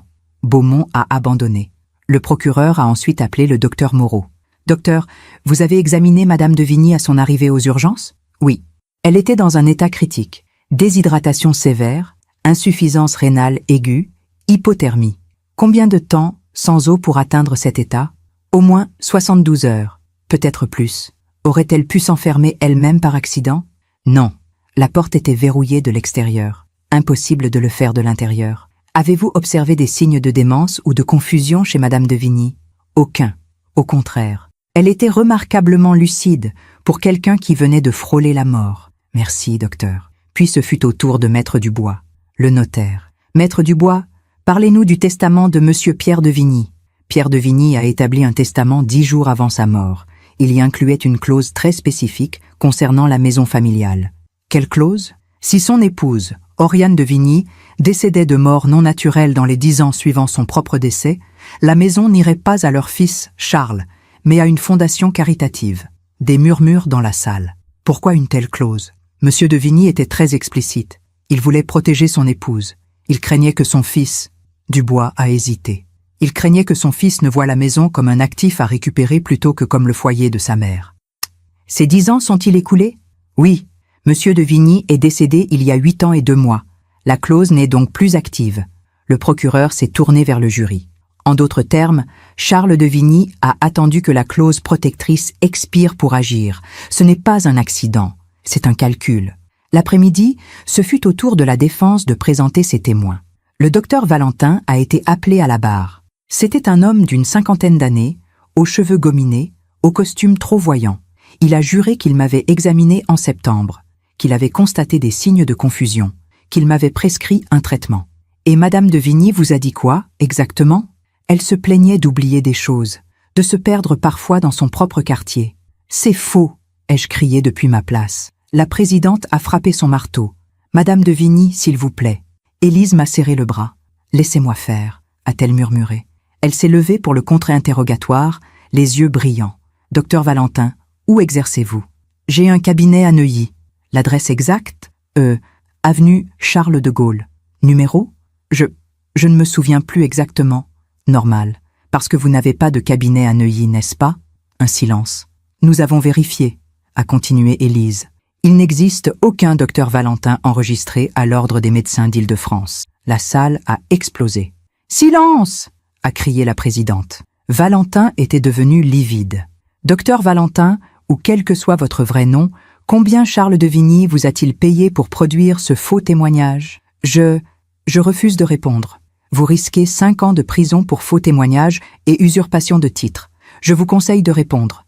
Valentin a regardé Charles, cherchant du soutien. Charles le regardait avec le même détachement qu'il regardait tout. 5 000 €, a fini par murmurer Valentin. Le scandale était total. La présidente a suspendu la séance. Charles a été emmené dans une salle séparée avec ses avocats. Beaumont et Girard étaient furieux. Ils n'avaient manifestement pas été informés que Valentin était un faux. Charles les avait manipulés eux aussi. Quand la séance a repris, l'atmosphère avait changé. Le jury regardait Charles différemment, avec méfiance, avec dégoût. La présidente s'est tournée vers lui. « Monsieur de Vigny, avez-vous quelque chose à dire concernant ce qui vient de se révéler ?» Charles s'est levé, calmement. « Madame la présidente, je ne savais pas que le docteur Valentin n'était pas un vrai médecin. J'ai été trompé moi aussi. Vous l'avez payé 5 000 € pour obtenir un deuxième avis médical sur ma mère, pas pour mentir. Un deuxième avis sur une patiente qu'il n'avait jamais examinée? Je pensais qu'il l'avait examinée. C'est un malentendu. Sa voix était parfaite, sincère, blessée même. Mais j'ai vu dans les yeux des jurés qu'ils ne le croyaient plus. Le masque commençait à craquer. Le soir, dans ma chambre d'hôtel, j'ai pleuré. Pas de tristesse, de soulagement. Peut-être enfin, la vérité allait éclater. Peut-être enfin, Charles allait payer pour ce qu'il avait fait. Pas seulement à moi, mais à toutes les personnes qu'il avait manipulées, étudiées, utilisées pendant 42 ans. Demain serait le dernier jour du procès. Demain, Charles témoignerait. Et demain, je verrais si la justice était capable de voir à travers le masque d'un psychopathe parfaitement entraîné. Le dernier jour du procès s'est ouvert sous un ciel de plomb. Mars à Paris peut être cruel. Ce matin-là, une pluie fine et glacée tombait sur la ville, comme si même le ciel pleurait. J'ai à peine dormi. Toute la nuit, j'avais imaginé ce moment. Charles à la barre, Charles obligé de parler, Charles peut-être, enfin, révélant qui il était vraiment. Ou peut-être pas. Peut-être qu'il jouerait son rôle jusqu'au bout. Le fils dévoué, l'homme incompris, la victime d'une mère confuse et d'un système judiciaire trop prompt à condamner. La salle était encore plus bondée que la veille. Le scandale du faux médecin avait fait la une de tous les journaux. L'héritier manipulateur, titrait Le Parisien. Matricide déjoué. Les mensonges de Charles de Vigny, annonçait Le Figaro. Mais je savais que tout n'était pas encore joué. Charles était brillant, il l'avait toujours été. Et les gens brillants sont dangereux dans une salle d'audience parce qu'ils savent exactement quels mots prononcer, quelle émotion feindre, quel regard adopter. La présidente Leroux a ouvert la séance à 9 heures tapantes. Nous allons entendre aujourd'hui le témoignage de l'accusé. Monsieur de Vigny, approchez-vous de la barre. Charles s'est levé. Il portait le même costume sombre que la veille. Mais quelque chose avait changé. Une tension presque imperceptible dans ses épaules. Un léger tremblement dans ses mains qu'il a rapidement contrôlé. Pour la première fois, j'ai senti qu'il avait peur. Pas peur de la prison, peur de perdre le contrôle. Il a prêté serment d'une voix claire. Je jure de dire la vérité, toute la vérité, rien que la vérité. La présidente lui a fait signe de s'asseoir. Monsieur de Vigny, racontez-nous votre version des événements du 20 novembre. Charles a pris une profonde inspiration. Quand il a parlé, sa voix était empreinte d'une émotion calculée. Juste assez pour sembler humain, pas assez pour paraître théâtral. Ma mère m'avait téléphoné le 19 novembre. Elle m'avait dit qu'elle avait besoin de partir quelques jours, qu'elle étouffait dans cette grande maison depuis la mort de papa. Elle voulait aller en Bretagne, chez une vieille amie. Quel est le nom de cette amie? Je ne me souviens plus exactement. Maman m'en avait parlé, mais j'avoue que je n'ai pas retenu tous les détails. Une amie d'enfance qu'elle n'avait pas vue depuis longtemps. Vous avez essayé de la contacter pendant son supposé voyage? Non. Elle m'avait dit qu'elle voulait être tranquille, qu'elle ne prendrait même pas son téléphone. Et ça ne vous a pas inquiété? Ma mère est une femme autonome. Du moins, je le croyais. Je respectais son besoin d'espace. Il jouait la carte du fils respectueux, du fils moderne qui donne de l'indépendance à sa mère. Le procureur Dumas s'est levé, les mâchoires serrées. Monsieur de Vigny, vous dites que votre mère voulait partir en Bretagne. Pourtant, nous avons vérifié tous les trains, tous les bus, tous les taxis au départ de Paris entre le 19 et le 20 novembre. Aucune trace de Madame de Vigny. Elle a peut-être pris sa voiture. Votre mère n'a plus de voiture depuis 2 ans. Elle l'a vendue après un petit accrochage qui l'a ébranlé. Charles a cligné des yeux. Une fraction de seconde. Je Je l'ignorais. Vous ignoriez que votre mère avait vendu sa voiture, alors que vous déjeunez avec elle tous les mardis depuis 8 ans? Elle ne m'en avait pas parlé. C'est étrange. Madame Chen, sa voisine, était au courant. Maître Dubois, son notaire, était au courant. Même le gardien de l'immeuble était au courant. Mais pas vous, son fils unique? Charles restait silencieux, calculant sa réponse. Ma mère et moi, nous ne parlions pas de ces détails pratiques. Nous parlions de choses plus profondes, de philosophie, de vie. De philosophie, le procureur a souri froidement. Parlez-nous plutôt de ces dossiers que la police a trouvés chez vous. Ces dossiers où vous cataloguiez les faiblesses de votre mère. Où vous planifiez comment la manipuler. C'est ça votre philosophie? Un murmure a parcouru la salle. Charles a pris son temps avant de répondre. Quand il a parlé, sa voix était plus froide. Ces dossiers, c'est un malentendu. Je suis directeur financier. J'ai l'habitude de tout documenter, de tout analyser. C'est mon métier. C'est ma nature. Votre métier consiste à analyser les vulnérabilités de votre mère? Non. Je voulais comprendre son état mental. Depuis la mort de papa, elle avait changé. Elle oubliait des choses. Elle se répétait. J'étais inquiet.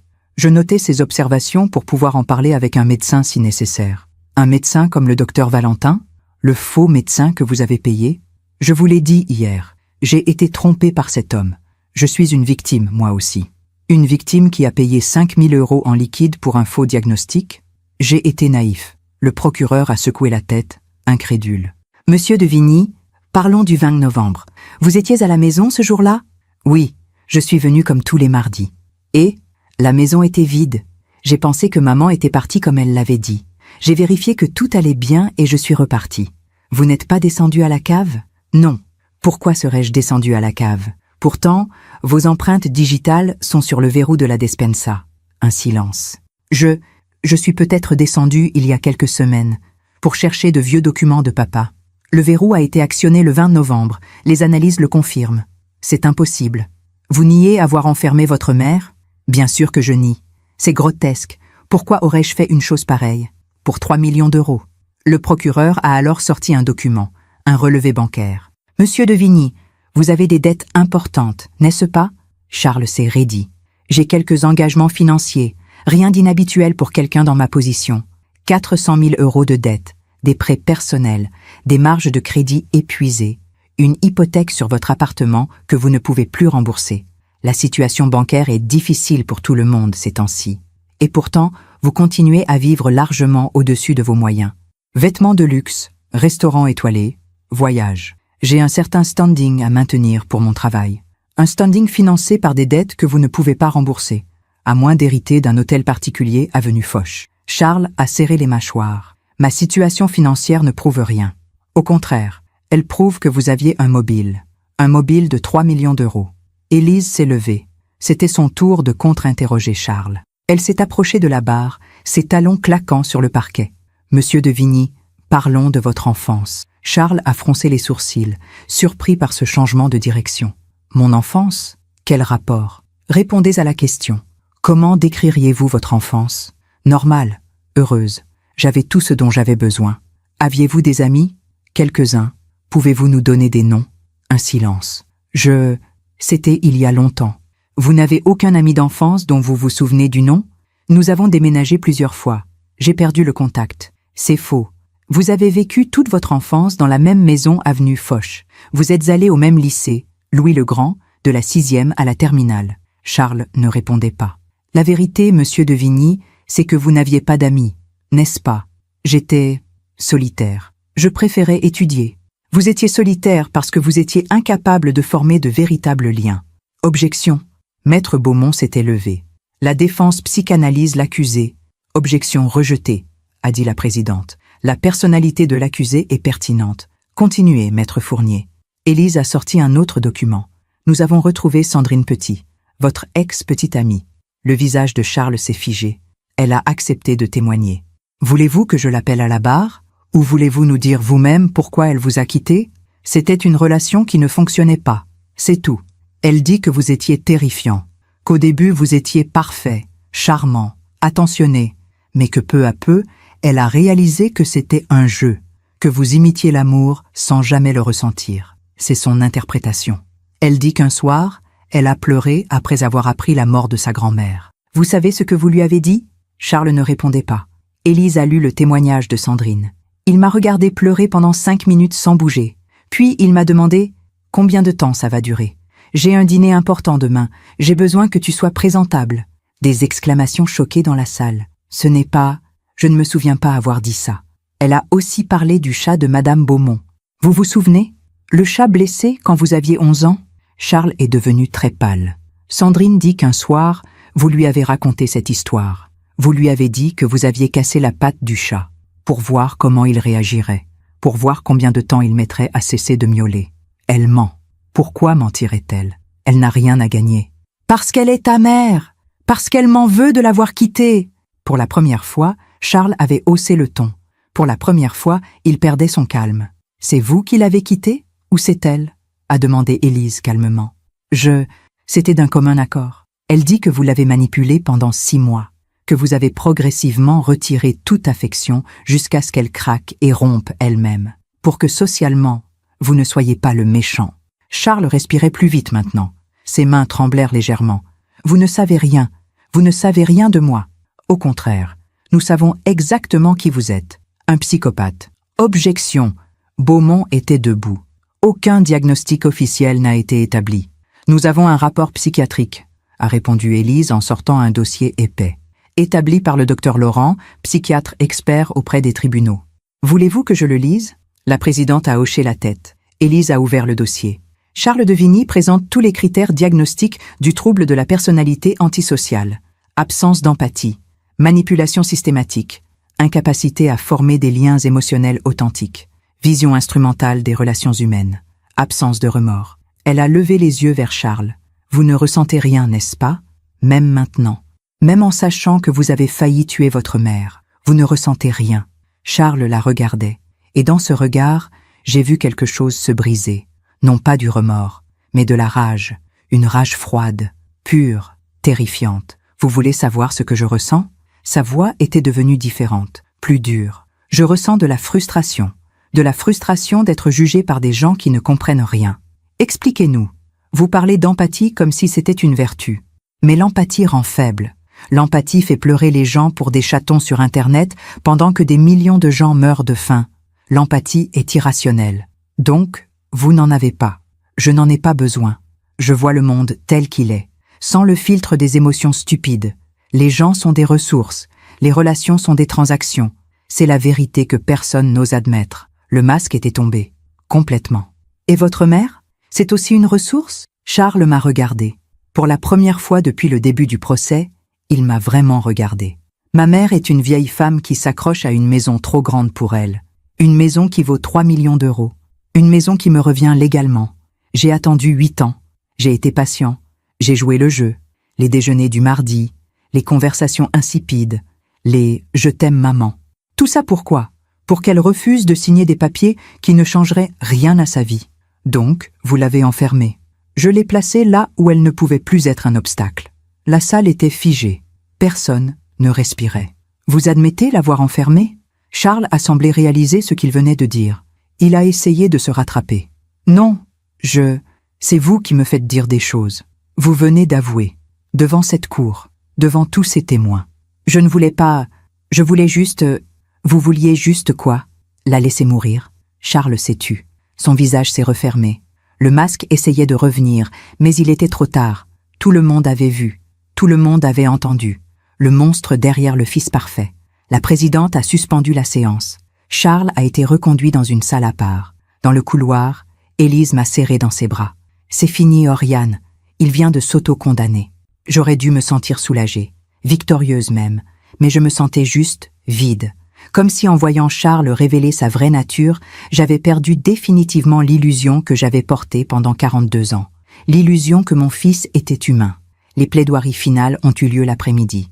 Le procureur a été implacable. Mesdames et messieurs les jurés, vous avez entendu l'accusé. Vous avez vu qui il est vraiment. Un homme dénué d'empathie, un manipulateur, un prédateur qui a vu sa propre mère comme un obstacle à éliminer. Il l'a enfermée. Il l'a laissée mourir de soif pendant 3 jours. Et il n'éprouve aucun remords. Aucun. Il s'est tourné vers le jury. Si nous ne le condamnons pas aujourd'hui, qui sera sa prochaine victime? La femme avec qui il veut s'installer? Un collègue qui le gênerait? Un voisin qui saurait trop de choses? Charles de Vigny est dangereux. Il doit être condamné. Pour la société, pour la justice. Et pour que Madame de Vigny puisse enfin vivre sans peur. Maître Beaumont a tenté une dernière défense, mais son cœur n'y était plus. Mon client a commis des erreurs. Il a des difficultés relationnelles. Peut-être qu'il a besoin d'aide psychologique. Mais est-ce vraiment un criminel? N'est-il pas, lui aussi, une victime de sa propre nature? Personne dans la salle ne semblait convaincu. Le jury s'est retiré pour délibérer. 3 heures. 3 heures pendant lesquelles j'ai attendu sur un banc du couloir, tenant la main de Madame Chen. « Ça va aller », me répétait-elle. La vérité a éclaté. Ça va aller. À 18 heures, le jury est revenu. Nous sommes retournés dans la salle. Charles a été amené. Il avait retrouvé son calme, son masque, mais ses yeux étaient vides. La présidente a demandé au président du jury de se lever. « Avez-vous rendu votre verdict ?»« Oui, Madame la Présidente. » Concernant le chef d'accusation de séquestration, coupable. Concernant le chef d'accusation de mise en danger de la vie d'autrui, coupable. Concernant le chef d'accusation de tentative d'homicide avec préméditation, un silence. Coupable. La salle a explosé. Des applaudissements, des pleurs. Charles n'a pas réagi. Il regardait droit devant lui, comme s'il était ailleurs. La présidente a frappé son marteau. Charles de Vigny, vous êtes reconnu coupable de tentative d'homicide avec préméditation sur la personne de votre mère. Je vous condamne à 20 ans de réclusion criminelle. Vous êtes également condamné à verser 100 000 € de dommages et intérêts à Madame de Vigny. 20 ans. Mon fils allait passer 20 ans en prison. Il aurait 62 ans à sa sortie. On l'a emmené, menottes au poignet, encadré par 2 gendarmes. En passant devant moi, il s'est arrêté. Une fraction de seconde. Nos regards se sont croisés une dernière fois. Et il a dit, si bas que je fus peut-être la seule à l'entendre, tu as gagné. Pas point pardon, pas je t'aime, juste tu as gagné. Comme si tout ça n'avait été qu'un jeu. Un jeu qu'il avait perdu. 6 mois ont passé depuis le procès. Septembre est arrivé doucement à Paris, avec ses lumières dorées et ses premières feuilles qui rougissent. J'ai toujours aimé septembre. C'est le mois des recommencements. Le mois où la ville respire à nouveau, après l'été. Je suis retourné vivre avenue Foch. Au début, je ne pensais pas en être capable. Trop de souvenirs, trop de douleurs. Cette cave qui m'avait presque tué. Cette cuisine où Charles m'avait menti. Ces escaliers qu'il avait montés et descendus pendant que je mourais en bas. Mais Élise m'avait dit quelque chose qui m'avait touché. « Oriane, cette maison est votre histoire, pas seulement celle de Charles. C'est là que vous avez aimé Pierre. C'est là que vous avez construit votre vie. Ne laissez pas Charles vous voler ça aussi. » Alors je suis revenu. Mais j'ai fait des changements. La despensa a été condamnée. Définitivement. J'ai fait murer la porte. Maintenant, c'est juste un mur blanc dans le sous-sol. Comme si cette pièce n'avait jamais existé. J'ai refait la peinture du salon. Des couleurs plus claires, plus de lumière. J'ai retiré certaines photos. Celles où Charles posait avec ce sourire qui ne montait jamais jusqu'à ses yeux. Mais j'en ai gardé quelques-unes. Les photos de Pierre et moi, nos voyages, nos moments de bonheur, notre vie d'avant. Parce que ma vie ne se résume pas à Charles. Elle ne s'est jamais résumée à lui. Madame Chen vient prendre le thé tous les jeudis maintenant. Nous parlons de tout et de rien. De ses petits-enfants, de mes orchidées, du nouveau restaurant coréen qui a ouvert rue de Longchamp. Elle ne me parle jamais de Charles, sauf si je le mentionne en première. Un jeudi, je lui ai demandé « Vous pensez qu'il va changer? En prison ?» Elle a réfléchi longuement avant de répondre. « Les gens comme Charles ne changent pas, ma chère, parce qu'ils ne pensent pas avoir besoin de changer. Mais vous avez déjà changé. Vous êtes plus forte, plus libre. » Elle avait raison. J'étais plus forte. Pour la première fois de ma vie, je n'avais plus peur. J'ai reçu une lettre de Charles en juillet. Elle était arrivée de la prison de Fresnes. Une enveloppe blanche. Mon nom écrit de son écriture parfaite. Je l'ai gardée sur mon bureau pendant 3 jours sans l'ouvrir. Élise m'avait dit « Vous n'êtes pas obligé de la lire. Vous ne lui devez rien. » Mais je l'ai ouverte quand même, parce que j'avais besoin de savoir. Chère maman, je suppose que je devrais commencer par des excuses. C'est ce qu'on attend de moi. C'est ce que le psychologue de la prison me répète à chaque séance. Mais je ne vais pas mentir. Pas maintenant. Je ne regrette pas ce que j'ai fait. Je regrette d'avoir été pris. Je regrette d'avoir perdu le contrôle au procès. Je regrette d'avoir sous-estimé Maître Fournier. Ce sont mes erreurs, mes calculs incorrects. Le psychologue dit que je suis un psychopathe, comme si c'était une révélation, comme si je ne le savais pas déjà. Mais voici ce que personne ne comprend. Je ne me sens pas anormal. Vous vous sentez normal, n'est-ce pas? Avec toutes vos émotions, vos larmes, vos attachements, eh bien, je me sens tout aussi normale. Le monde pour moi est cohérent, logique, efficace. C'est vous qui me semblez étrange. Vous qui pleurez pour des gens morts. Vous qui vous attachez à des objets sans valeur. Vous qui sacrifiez votre bonheur pour des concepts abstraits comme l'amour ou la famille. Je ne t'ai jamais aimé, maman. Pas comme tu l'aurais voulu, mais je t'ai respecté. À ma façon. Tu étais une ressource fiable, une constante dans mon équation. J'ai 20 ans devant moi ici. 20 ans à observer, à étudier. Les autres prisonniers sont fascinants. Tellement d'émotions primitives, tellement de violences irrationnelles. Je vais bien m'adapter. Je m'adapte toujours. Peut-être que dans 20 ans, quand je sortirai, nous pourrons reprendre nos déjeuners du mardi. Je plaisante. Je sais que tu ne voudras jamais me revoir. C'est rationnel. Charles, j'ai relu cette lettre 3 fois, puis je l'ai brûlée, dans la cheminée du salon. J'ai regardé les mots se tordre et disparaître dans les flammes. Charles avait raison sur un point. Je ne voulais plus jamais le revoir. Pas par haine, mais parce que je n'avais plus rien à lui donner. Et lui n'avait rien à m'offrir que je puisse recevoir. Le docteur Laurent m'avait expliqué, lors de notre dernière séance, les psychopathes ne guérissent pas. Ils apprennent à mieux masquer. Charles utilisera ses 20 ans pour perfectionner son masque.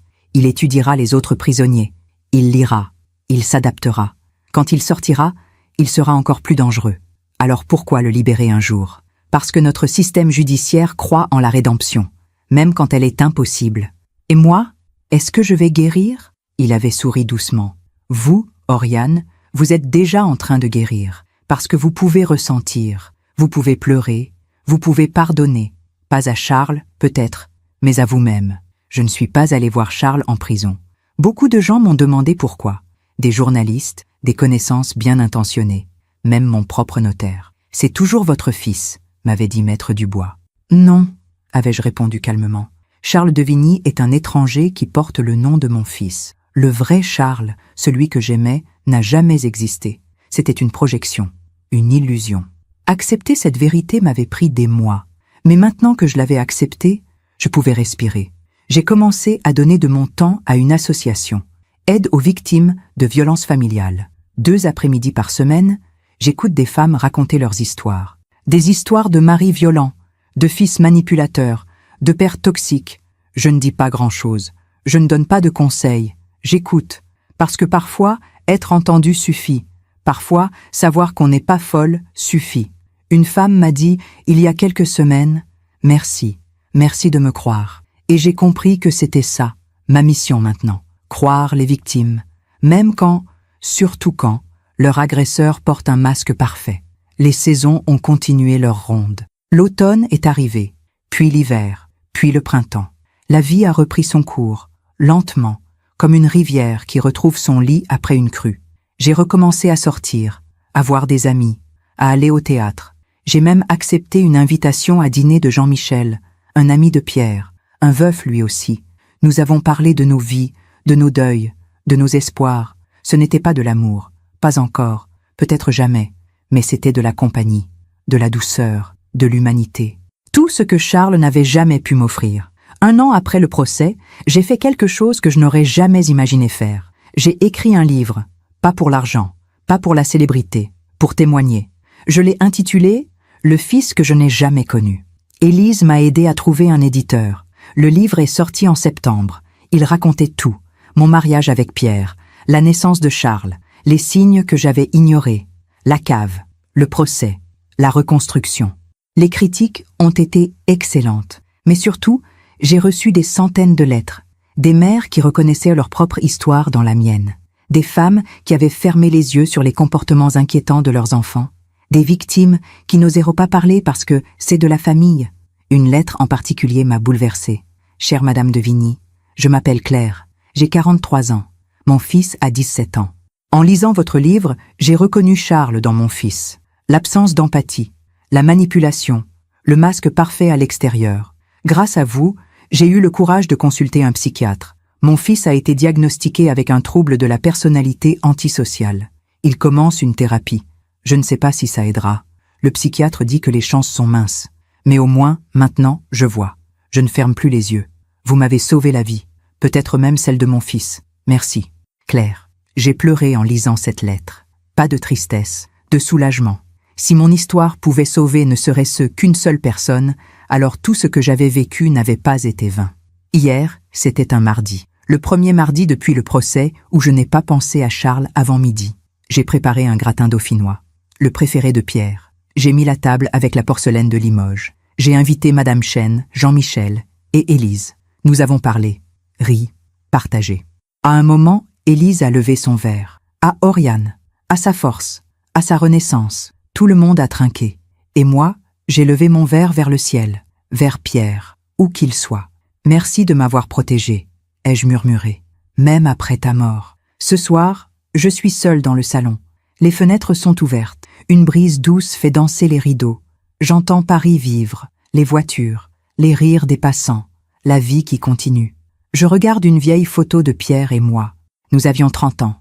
Nous étions en Italie, heureux, insouciants. Tu avais raison sur Charles, dis-je à la photo. Tu as toujours eu raison, mais tu avais tort sur une chose. Tu pensais que j'étais fragile, que je devais être protégée. Je souris. Je suis plus forte que tu ne le pensais, plus forte que je ne le pensais moi-même. On me demande souvent si je pardonne à Charles. La réponse est compliquée. Je ne lui pardonne pas d'avoir essayé de me tuer. Je ne lui pardonne pas d'avoir manipulé tant de gens.